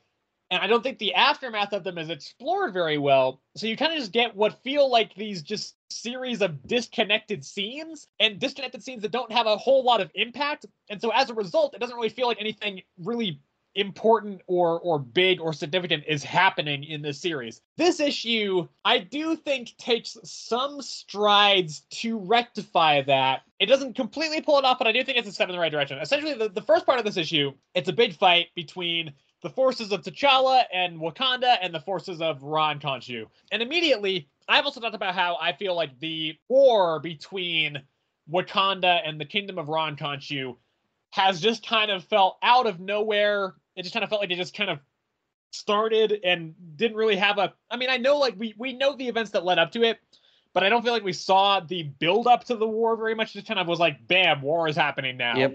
And that's still the case. However, I do feel like at least this conflict, I felt the scale of it more, because you can kind of see like the last issue, they did have some skirmishes in the war, but it was like, I don't know, a group of like 10 guys in an empty field fighting T'Challa. This is like, there's a lot more people involved. So it does kind of feel like this bigger conflict, at least in this issue, which did help. And it's a decent enough fight. T'Challa at one point fights this bigger dude who stabs him with this knife, which is laced with something. I think it was just the metal. See, at first I thought it was the other material that Ra and Khonshu stole, the organic material, but developments towards the end of this issue make me think it's probably just vibranium. Oh. Yeah, or like some different like strain of vibranium or something. Anyway, regardless, this knife, once he gets stabbed with it, gives him this weird like vision hallucination thing where he's seeing like meteors fall to Earth, presumably the ones that carried the first bit of vibranium to Wakanda. He picks up like a crystal, again, presumably something to do with vibranium, although it doesn't really look like the way we typically kind of think of vibranium. But he picks this up, and then he turns into a actual panther, and then he wakes up. And so he has this conversation with Okoye once he wakes up, and I don't think this conversation is great. It's fine, but I do think, again, like, it's not really exploring the aftermath of this big fight as much as I kind of would have liked. However, we do get this scene where T'Challa has Okoye hold the knife, and then essentially he just uses the Force to just pull it over to him. And the way he describes it is he asked the vibranium to come to him or something. And so that's why I kind of think it was vibranium in there, or something that kind of attuned him to get these, like... Okay. It kind of attuned his mind so that he's able to communicate with vibranium. Now he kind of mentioned that he's like, he can feel all the vibranium and everything kind of in the city. And then so he's able to kind of call vibranium over to him now, which again, this actually does feel like a kind of a big significant event, because I do feel like this was kind of built up naturally, where we see him get stabbed, we see him have this kind of, vision. It reads quick, but it does have a decent amount of pages dedicated to it. And so it feels kind of like that was actually kind of built up to. And so I do feel like it's more significant, that event. Also, I think it does help that is a very big deviation from 616, which is another complaint I've had. It doesn't feel like it's kind of doing much to distinguish itself from that. This has felt largely, for the most part, like this could be set in 616 and not really much would change. But this is a big deviation that could have some cool explorations of this concept down the line, which I think kind of does also get me more engaged in it. And then we have Storm and Killmonger. So it turns out it was just them. They didn't send any Wakandan people with Storm and Killmonger. They're just there trying to find some magician to help the Wakandan war. And so they're torturing this other magic dude.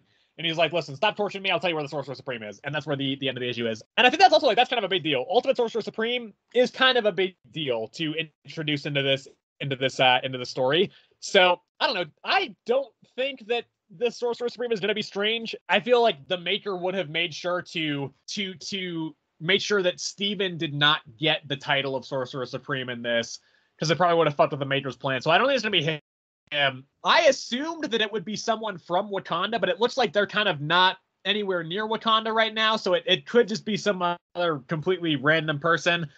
We should find out who that is next issue, I believe.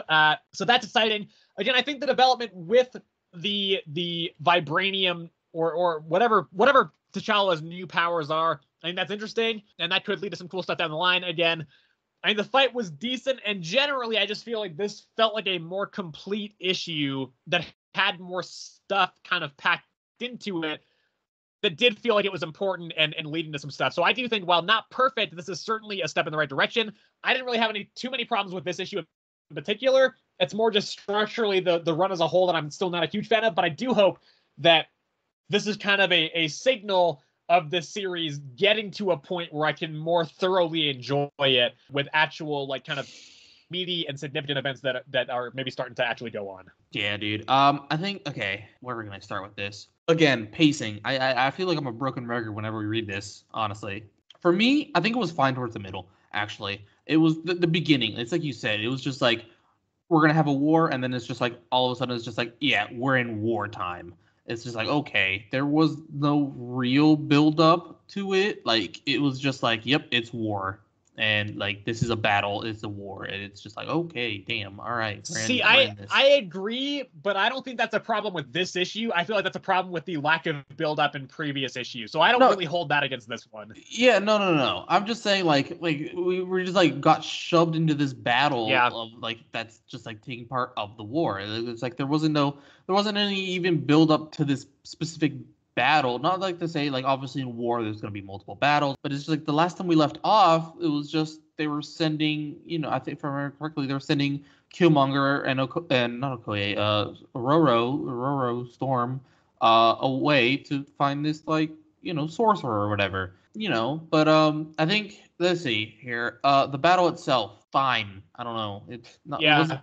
It wasn't really a battle per se. I don't know. It was like he was trying to, like, people were trying to beat him up. He has obviously the Black Panther Wakandan vibranium armor, so that doesn't really do much to him. He doesn't want to like really kill anybody because obviously they're still like citizens of Africa. And then the big guy comes in. I'm pretty sure that wasn't like Ra'ar Khonshu, was it? I don't think so. I'm pretty sure it wasn't. But no. Big guy comes in and stabs him with the knife, which I thought it was kind of like the other element, like that other element had like made this metal. Right. So, like, that's what I thought too. Yeah.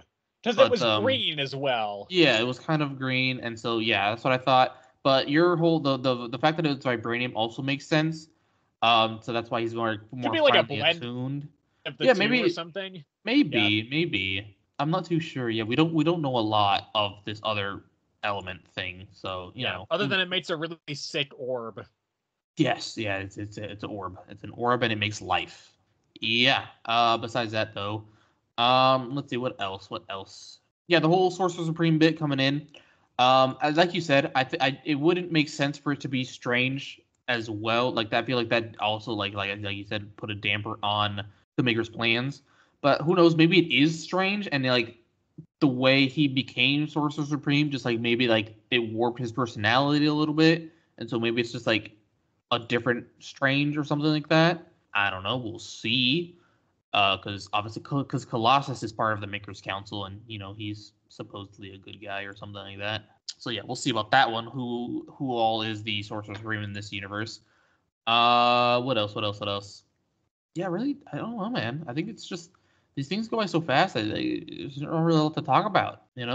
Black Panther has new powers. He can speak to vibranium or whatever. And it kind of seemed like that was Ron Khonshu's plan, though, at the same time. Yeah, maybe. I don't know why, though. That wouldn't really make much sense. It wouldn't make sense to me either, but it kind of seemed like it. The way he just, like, stabbed him and then, like, just talked to him. He didn't even, like, try to finish the job or anything. He was just like, yep. And now you can feel it. And it was just like, what? Okay. Yeah. Anyway. And you know what they say, Sebastian? If you feel it, chase it. That's what they say in Twister's trailer. That is true. Did you ever see that movie? I don't even remember. I did. It's not very good. Talked about it. Yeah, you said you didn't like it, and I said I liked it. That's right. Yeah.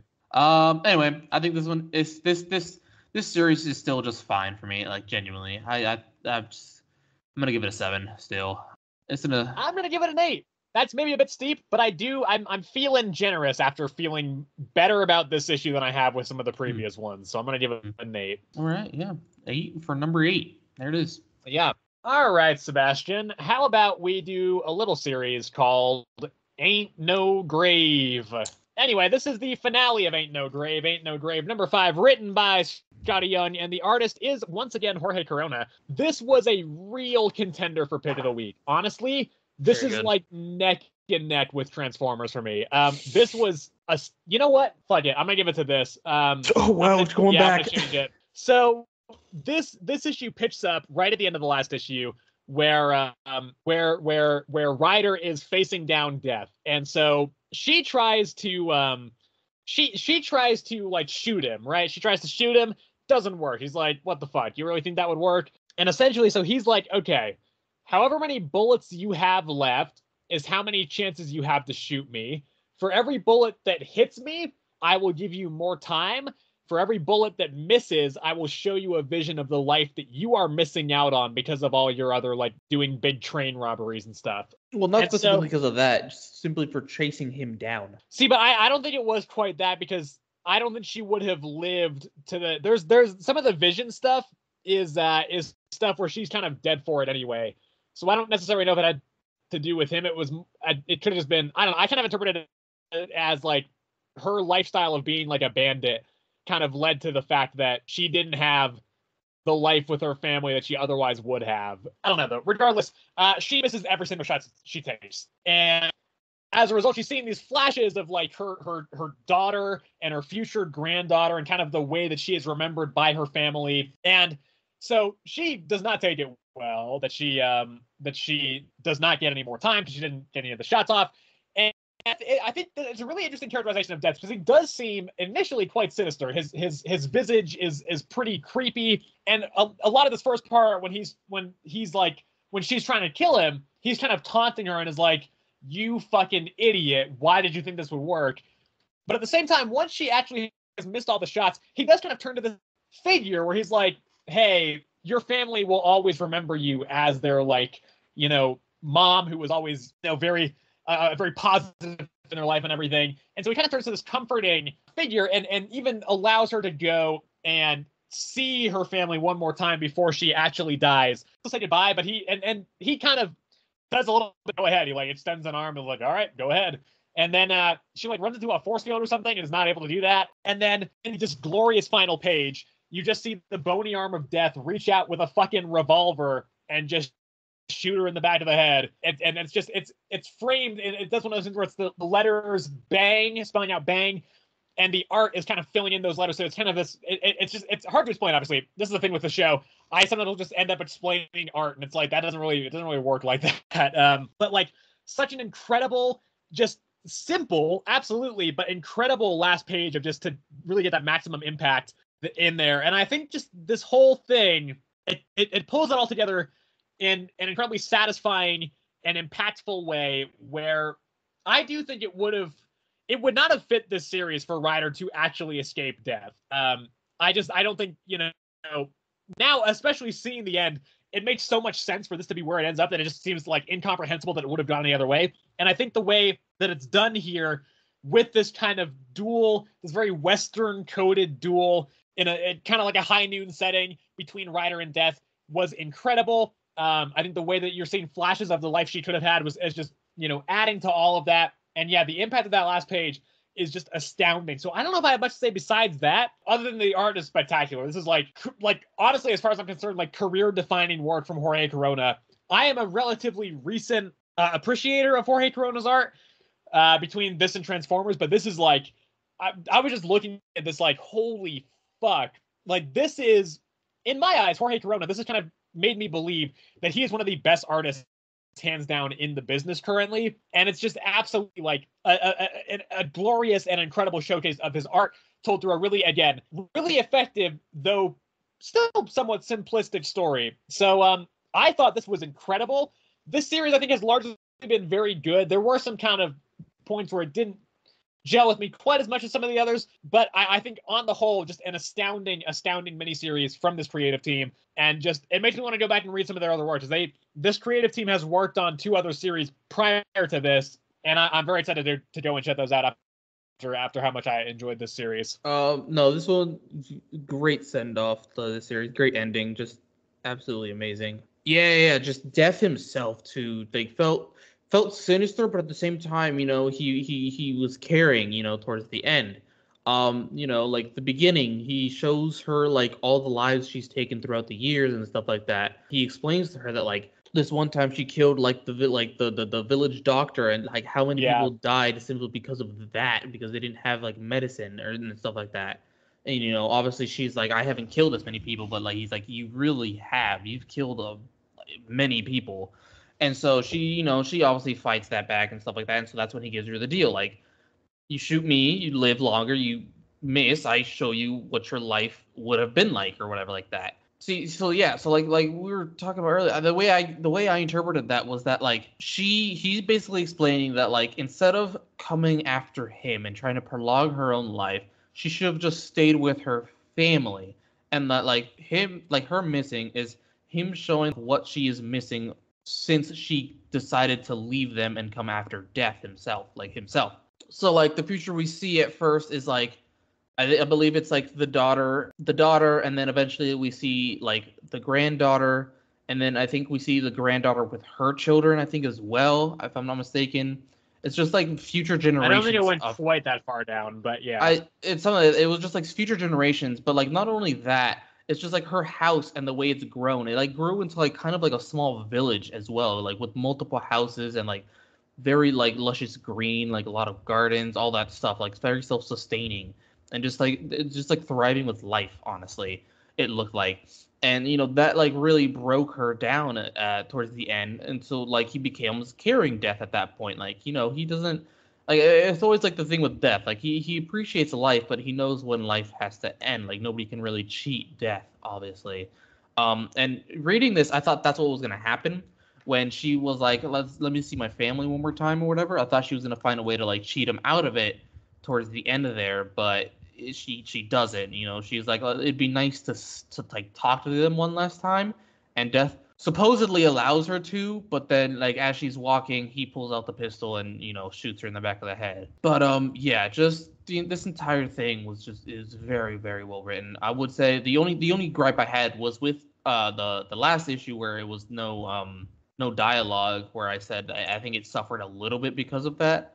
But the story itself was still very well told. I think all of this entire series was very well done. The art is exceptional, especially Death. I love the way Death looks in this one. And so yeah, I think this was just very, very well written and very well done, and I'd give this a 9.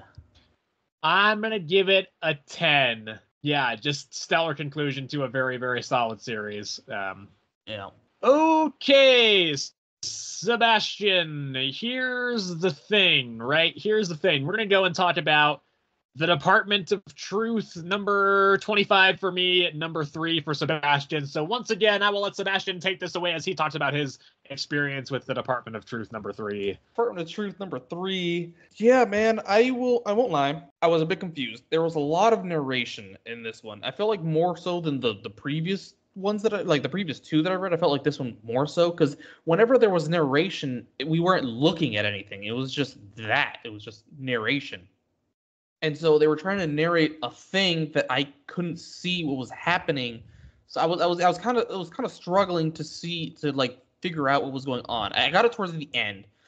Basically, it was like this mother that her son had died, and I think it was like a mass shooting, if I'm not mistaken. And that was a school shooting, yeah. Yeah, she was trying to prove that her son was still alive. Like, she believed her son was still alive, and so she was trying to prove that the shooting was fake or something like that, and that her son was actually still alive. So what the Department of Truth had to do was basically go into her house and like grab the evidence that she had, proving that like this what is it? It's like this it's not theory. It's this what is their whole point? I forgot what it's called. Conspiracy. Yeah. That like the mass shooting conspiracy was actually like false, so that her son would actually come back to life. Because yeah, I think it was a lot of talk about like false flags, I believe. Yeah. Call it. Yeah. Yeah. So like basically, since the conspiracy wouldn't be true anymore, her son would come back alive because her son was part of the conspiracy, and that's it, essentially. And so the two of them, the two people that are part of the Department of Truth. Hold on, we'll figure out their names. Cole and Ruby. Yep. Ruby, yes. Cole and Ruby. They went to her house. I think they thought she was sleeping or something like that. She knocks out Ruby for a second, and like has Cole like gunpoint, and he starts like blabbing a lot about like what they're there for. But Ruby wakes up and knocks the mother out, and she basically like she tells Cole to like shut up next time, like not spill all these beans or whatever. But they successfully grab the evidence or whatever. She's like sleeping soundly, like better than she ever has, according to Ruby or whatever. And basically their hope is that either she wakes up very soon and still remembers everything, and people just tell her off as like she's crazy, or she'll sleep for a very long time and just think that it was just that it was just like all a dream, and she'll just like go about her life like normal. And that's basically where it ended. Now that I think about it, it had something to do with like this black hat. Black Cat's starting to pop up, huh? Yeah, towards the end of that, it was like the next time we'll see like the black hat, or like who the black hat is or something like that. But I remember there actually being some mention to the Black Hat in this, actually, somewhere in the narration. But yeah, I won't lie, I was a bit confused about this. It wasn't towards the very end that I actually was like kind of like piecing things together when I actually was able to like see things and it wasn't just narration. I still think this one was like, I will say I didn't like it as much as the previous two, I will say, simply because of that fact that I was mostly lost for most of this. But like towards the end, it was actually very good when I actually was like understanding it, and it was actually very, very, very, very good. I really enjoyed it. But I'd say I'd probably give this one, I'd probably give this a 6, just simply because I was lost in the beginning. I won't lie. Well, I hate to break it to you, Sebastian. The endless narration is kind of a staple of this series. Yeah. It is a very common thing that happens in this series. That continues to go the more it goes on. Okay, well, I am talking about issue number 25, which is a huge milestone for this series. Seeing as this is the moment where we finally see the shot that killed Kennedy. Before we get to that, though, the writer is James Tynion IV, and we have a shit ton of artists on this. We've got, of course, Martin Simmons, the series regular artist. We've also got Jordi Belair, Allison Sampson, Jorge Fornes, Elsa Charretier, Tyler Boss, John Pearson, and David Romero. We have a whole bunch of different artists on this. So the first half of this issue is dedicated to the shot that killed Kennedy. What is interesting here, though, we have some big revelations, particularly in how the series kind of revolves around Lee Harvey Oswald and his reality, his tangibility, his kind of concrete existence as a person. Because we have in this issue, we find out in this issue that he is not the person that fires the shot that kills Kennedy. It is instead Babylon, the lady in red, who is maybe the manifestation of the devil. We're still not entirely sure what her deal is, but she's the one who actually fired the shot that killed Kennedy. And in that moment where she again drops down, she lays down the "Do you see? It's important that you see" line, and kind of makes it so that his consciousness is kind of fractured between everybody that is witnessing this event. So he is kind of seen through Kennedy's eyes as he feels the shot that kills him. He's seen through his wife's eyes as this kind of horrifying sight is unfolding. He's seen through all the different perspectives of the audience as they, their shock and horror, and in some cases, the people that are not necessarily all that bummed about the fact that Kennedy got killed. He's kind of feeling all of it, and it's completely overwhelming. It like shatters his mind. And then so Lee goes on the run. He's running around trying to escape.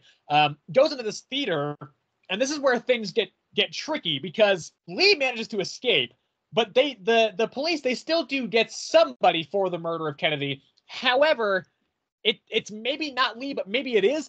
It's this weird situation where because once they pull this guy in, he is Lee Harvey Oswald. Like they're saying like that is who he is. This other Lee is saying that it wasn't him, that they don't have the right person, but it appears to be Lee Harvey Oswald, and yet Lee Harvey Oswald is also at the Department of Truth. There's two of them now, and so what the then director of the Department of Truth is saying is that they think that because like people think they actually got Lee, they actually got the killer. So many people believe that they got the killer of Kennedy, that person that they got, it wasn't actually the right person, but the person that they got, because everybody believes he's Lee Harvey Oswald, then has become Lee Harvey Oswald.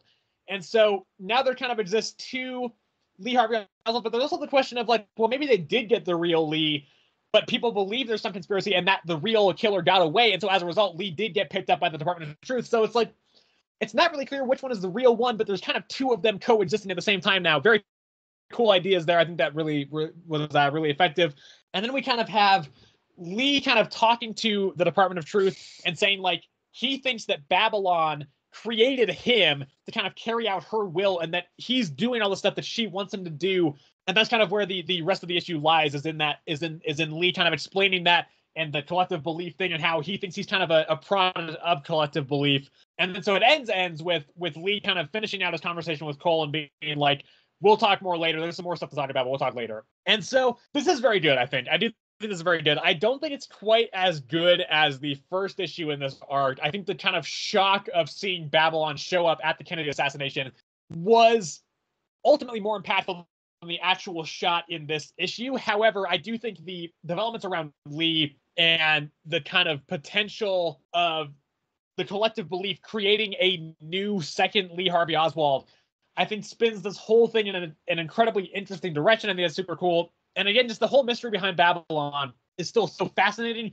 I don't know if we'll ever fully figure out her deal. I kind of hope that we don't. There's kind of already, we've had some kind of folklore about who she might be. She's interacted with a lot of other famous figures. Apparently, like Hitler knew who she was. And so, yeah, very good kind of wrap up to a big arc of the series to this point, and putting things into some interesting context for where it could go going forward. So I think it's a very solid issue. I'm going to give it an 8. Not my favorite issue of Department of Truth, certainly, but still a very solid one all the same. Wait, man, this thing looks, this sounds convoluted and very, very here. It feels less convoluted when you've actually read all of them, because this is 23 or 22 issues past where you've read, so there's been a lot of stuff that's gone down since then. Oh man, you trying to explain it, man? I was like, there's a Lee Harvey Oswald, there's a clone, yep, possibly, of conspiracies, and yep, man, this is yeah. All right, anyway. So we will be reading Venom number 37. We're just gonna jump into the middle of Venom War. I was trying to find something that wasn't the one we actually had to read. Yeah, I could tell. I picked up on it. All right, yeah. Anyway, Uncanny X-Men number 2.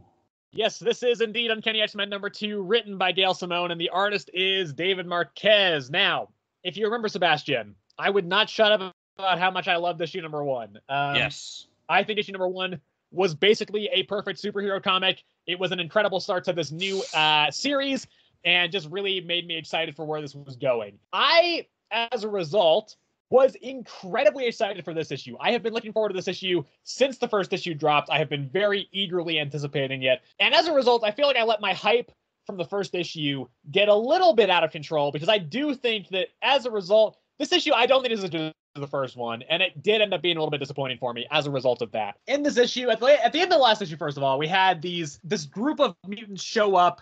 They're called the Outliers, and so they popped up and they were asking for help. For some reason, all of the X-Men are immediately super hostile towards them, and they get into like this big fight. And I think the fight, like, it's okay, it's fine enough. I think they all have some good moments. Again, the fight's decent, but ultimately the fight is interrupted by Jubilee popping up finally and being like, "Hey, everybody, fucking cool it. Let's all cool it here some." And so they kind of they talk a little bit, and then, God, what even fucking happens in this issue? I mean, I could go here. Yeah, there a bit. Go for it. Yeah. So Gambit's kind of acting a bit weird due to the left eye of Agamotto or whatever the frick. So it's Jubilee and Logan who are left to talk to the kids. Obviously, Logan being a great talker. So he kind of like upsets them or something. I don't really understand that bit a bit too much. But they basically just start fighting. Yeah. One of them has like some sort of like death speak or something. Another one can like turn into like this weird Valkyrie thing with their horse. The other two are forgettable, so I don't remember them at all. I don't know. One of them has like some sort of light powers, I think. I don't remember exactly. One of them is also not a mutant as well. Yeah, that was the Valkyrie lady. She's like not a mutant, but she has like powers, but she doesn't consider herself a mutant. Wait, I remember now. I remember the other big fucking thing in this issue. Yeah, I don't know what the big thing was. It was something about the hag or whatever. So there was a big part of this issue is dedicated to a flashback where Charles Xavier is meeting this one person whose name is like Sarah or something. I don't quite remember, but yeah, that's right. Yeah, they have this kind of big interaction. They kind of befriend each other. They, build up a relationship, and then the entire time, this other person, Dr. Ellis or something, I believe is her name, the main villain who's kind of converted the X-Mansion into this like mutant holding facility. She is talking about how this one person is like this asset of theirs, for lack of a better term, is going and collecting mutants for their facility. Some of them, Ellis is kind of trying to convert to her side and like have them help her. But regardless, anyway, yeah, this gnarly like crone, like really like fucking like kind of stereotypical like hag witch kind of deal comes in, and Dr. Ellis calls her Sarah, which means that this is presumably the same person that Charles was befriending. So that was cool, actually. I was really into that, because initially that flashback stuff, I was like, okay, this is fine, but I don't really know how this relates to anything going on. So that kind of tying together at the was very cool. I think that's very cool villain design, very interesting villain design. I'm excited to see where that kind of goes. And then the other kind of thing that I do remember is that we do see the other side of the conversation between Rogue and Cyclops, where she's kind of about to move on Grey Malkin, which is the area that it's the place that Dr. Ellis is running. And so that's kind of what we saw there. That's leading up to a crossover in December where there's going to be a big fight between the two X-Men teams, it seems. So yeah, that's what I remember actually. Yeah. That's pretty much it. Yeah.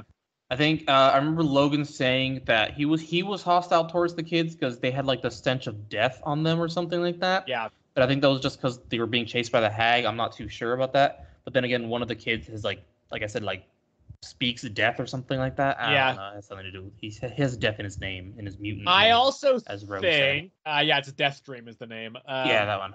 I also think we know from future upcoming synopses of some of these issues, it seems like one of them is the Endling that was mentioned in the last issue.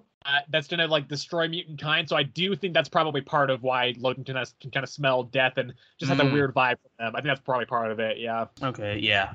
That was the whole bit basically though. The flashback I thought was fine. I don't know.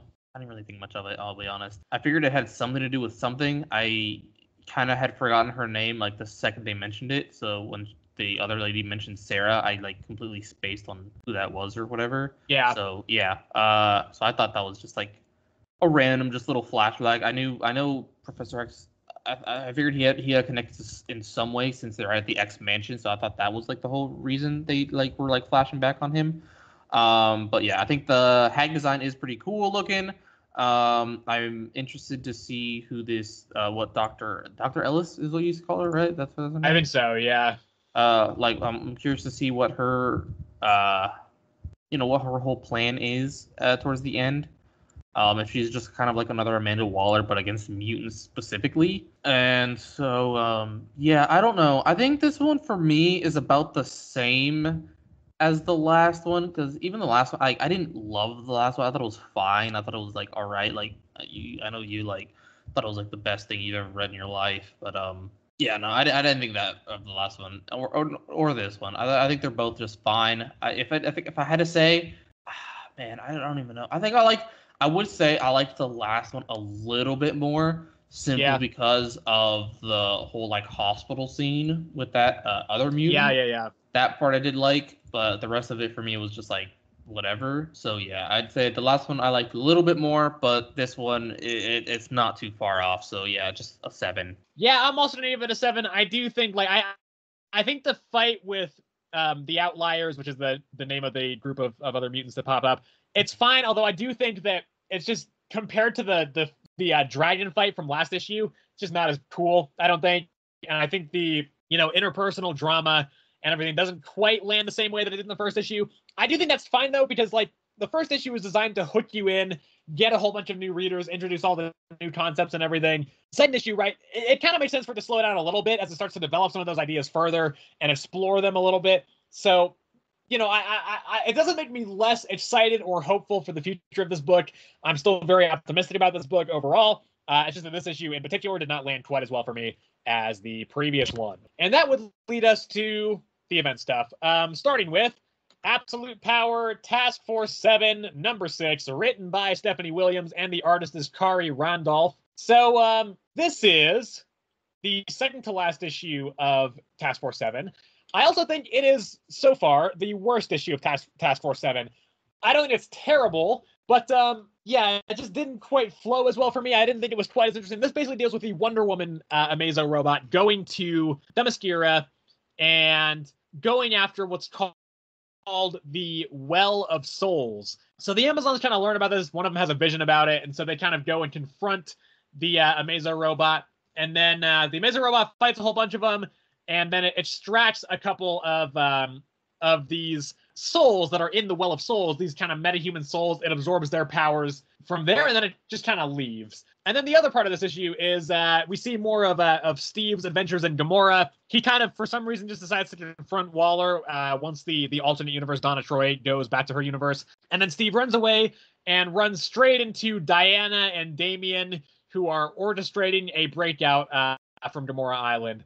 So, yeah, that's pretty much all there is to say about this issue in terms of plot, and it's fine. I do think it's a little bit overwrought in its narration a little bit. There's some dialogue stuff in here that I don't think is really necessary. It's a little bit kind of flowery for the sake of just adding more narration to it, and I don't think that really works here. I also just think, like, the characters that Amazo was fighting are not as distinct or recognizable as a lot of the other ones, right? It's not like when Velocity fought Flash last issue. It's not like when Failsafe fought Nightwing. It's not like when Depth Charge fought, Aquaman. It's not even like when the Kryptonian fought Shazam, right? I think all of these characters you have kind of more investment in than a bunch of random Amazons. I know a lot of these people have shown up. I recognized a few of them from Amazon's Attack, but the characters here are not as compelling or fleshed out, at least from what I'm familiar with them from, as a lot of the other kind of main heroes. I think that is part of it. And I think on top of that, just like the plot was fine. This Will of Souls thing, like, that's fine, I guess.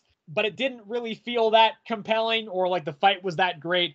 Just kind of felt like Amazo just got there, got the souls, and then just kind of left. So it's fine, but I definitely do think this is the weakest of the Absolute Power Task Force 7 books so far.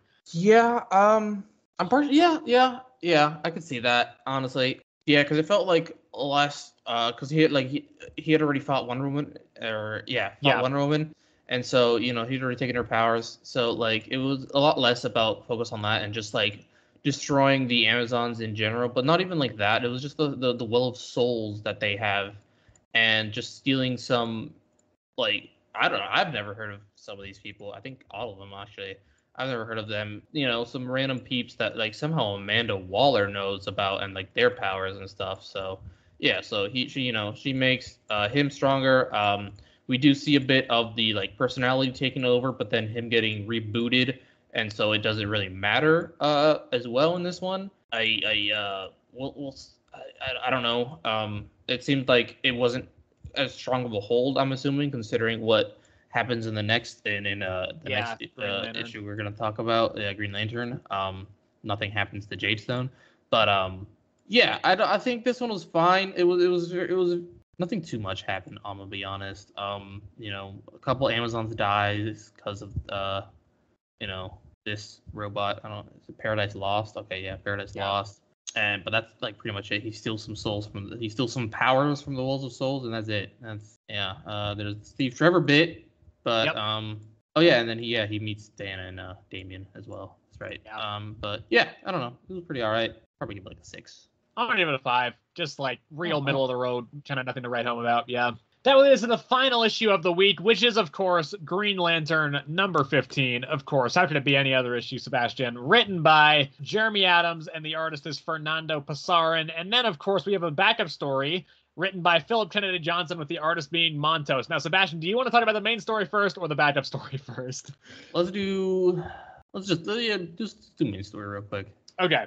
Main story here, essentially, Nightwing has sent Wally and Hal out on a mission to gather some intel from the Hall of Order. So Hal breaks into one of Batman's secret facilities on a private island, and it's an experimental bat plane. Essentially, it's called the Bat Wolf.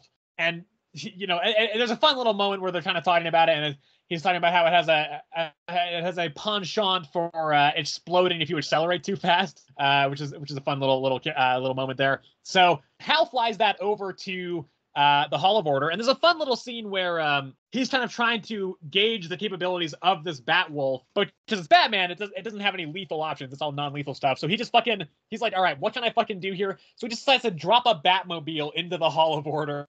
Yep. And use that as like a distraction. Then Wally can go in, grab the intel, and get out. So that's exactly what happens. And then Hal gets chased by a whole bunch of other like drones and stuff from Waller's army. And he's trying to get to the power battery, which is where he can recharge his ring, and so he'll no longer be powerless.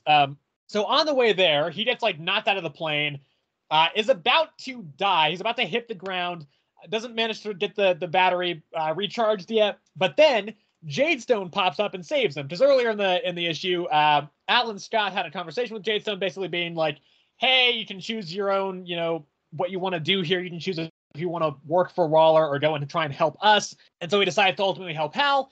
Hal is able to get his power battery, his ring recharged, and he's able to get his Green Lantern powers back. On the other side of things, we also have Carol, who finds Dove trying to kind of help some people out. And then Carol's now ex-fiance, Nate, pops up, now being the Lantern of Sorrow, and kind of makes Dove go crazy and be like, oh my god, it's all fucking meaningless, ah! And so Carol and Nate have a bit of a fight. Nate just leaves at some point for some reason. It's not really clear why.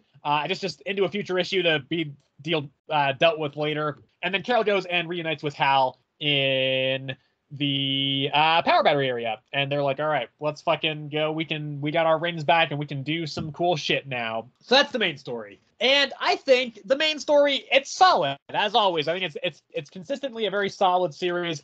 I personally think that of the Absolute Power tie-ins of Green Lantern, this is the weakest.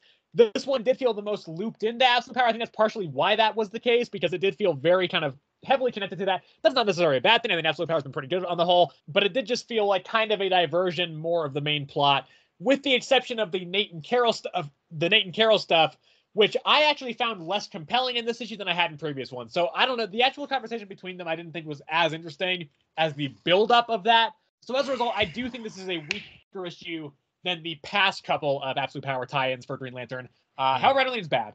I don't know if you want to give your thoughts on the main story first before we dive into. This is normally not how we structure these dual story ones. We normally knock out both in one, but because the backup story is the return of Sebastian's favorite series, Green Lantern War Journal, we might want to just separate this into two different kind of little thoughts here. No, I'll go with the main story here real quick. Yeah, I mean, I think this was fine. Certainly the Hal bit was a bit more interesting to me, simply because just like, the whole like, I'm in a Batman's plane. There's no actual weapons here, and I need weapons right now. Him being a pilot, whatever. And so, like, him being like in like trying to figure things out, like dropping the Batmobile into the Hall of Justice, using like I think it was like a smoke grenade as like launcher to like get sonic cannon. I think is kind of what he used while he was from the Batmobile. He used that. Well, not like in the plane to get like major forces attention away from Wally. Sure, yeah. He used like a smoke grenade or something like that. And then just like out like doing the tail whip on Major Force, right? That's his name, right? Yeah. So. To like as like also kind of like a weapon, like using the jets of the Bat Wolf to like kind of try and like push him away. And then Jade Stone himself, I assume it's just since he's like the influence of the power thing is like overriding the actual like technology in his mind, so that's why that reboot didn't do anything to him. That, or we just haven't seen it in this issue that it has done something to him. One of the two. I don't know which one, but the thing with Nate and Carol, fine, I guess. It was nice to see, another hero that's actually still trying to help in the midst of all this chaos. That's someone that hasn't been like immediately like just been like captured or whatever. And then the whole thing with Nate, I think his I don't know what to think of him yet. Like a new emotion on the like the Power Ring spectrum or whatever. Like that's a pretty big deal. But I feel like I don't know. I think since it's not like a Hal villain, I feel like it puts it kind of like less down, especially with everything else that's happening. Like you don't really have time to focus on that specific point, I would say. Like if this happened during more towards the beginning of this, where it was like Hal still like try like the whole like Varos, right? That's his name, Varos thing going on or whatever. Varos, right? Yeah, Tharos. Oh, with Tharos. A TH. Yeah, TH. If we were still a little bit more focused on that one, I think it would have been we would have been able to focus on that point a bit more. But right now it's just, I feel like it's just kind of like of this very background thing that like we're trying to, Yeah, although it does look like coming up they are gonna have a full like war between the Lanterns and Tharos and the United Planets. Like that's coming up in like 2 issues. It seems. So that is not that far away. Yeah. But I think this one was. I think it was all right though. I didn't think it was that bad. Yeah, I'd probably give this one. Probably like a 7. Yeah, I'm gonna give the entire issue a 7. I think overall, the backup story, Sebastian. It is the return. We thought it was done, but it came back. It's the return of Green Lantern War Journal. Honestly, we don't really have to talk about this. We have to talk about it, Sebastian, because it's back. Essentially the plot is simple. It's basically that the Lantern construct, Ellie, John, and Shirley, who is now John's mom, Shirley, is now the consciousness of the ring. They're kind of figuring out what their whole kind of interaction and dynamic is now. John is back working at Steelworks. They're kind of, making this train line, this tram line in the sky. It's going to be basically free public transportation. As a result, some other competitor of Steel's goes to try and take them down, sends like a whole bunch of drones at them. They all stop them, and that's kind of it. What is interesting here, though, Sebastian, is that it seems like the plot lines from Green Lantern War Journal are going to start getting dropped into this series because next issue, technically, is not an issue of this series. It's the special... it's called Green Lantern, like Civil Corps or something. It's a special one-shot issue written by both Jeremy Adams and Philip Kennedy Johnson, dealing with both John Stewart and Hal, getting ready to go against the United Planets. John is getting roped in and pulled into this series more, it seems. And next issue, Sebastian, of this core series, part of the synopsis says Hal Jordan, John Stewart, and Guy Gardner must race to unlock the mystery of the Dark Star resurrection. So it seems like they're going to be bringing out back all that stuff into this series now. So Green Lantern War Journal, man, it's back better than ever. It's back to stay. Not better than ever, though. It's back to stay, Sebastian. This series is never going away, and I, for one, am not that happy about it. I mean, it's fine. It's fine. It's fine. It's whatever. But yeah, overall 7 for the issue. Hopefully the Green Lantern War Journal stuff is better integrated in this series than it ended up being in its own series. Yeah. Don't have anything to add to that Green Lantern War Journal part? No, it was unnecessary and I hated it. Okay, fair enough. All right, well, that would wrap up this episode of Earth's Mightiest Comics. I definitely got more of my energy back. I'm talking much more like I normally talk in these fucking episodes. Thank you, as always, everybody, for watching or listening on whatever platform you may be on. If you are on Spotify, you can, of course, leave. That's the wrong thing. I don't normally start with Spotify. If you are on YouTube, you can, of course, leave the video a like if you enjoyed it. You can also subscribe to the channel if you want to see more of our episodes of this very podcast. You can also hit the bell notifications that you get notified when we post new episodes of this podcast. And you can also leave us a comment, let us know what some of your favorite comments are from the past couple of weeks, with some of your suggestions for stuff that we may not be reading, that we should be reading. You can also get in contact with us at our email address. That is earthsmightiestcomicspod@gmail.com. That is all one word. And you can also follow the show on Spotify if you're listening over there so that you don't miss any episodes over there. So yeah, as always, thank you again for watching or listening, everybody. And we'll see you in the next one.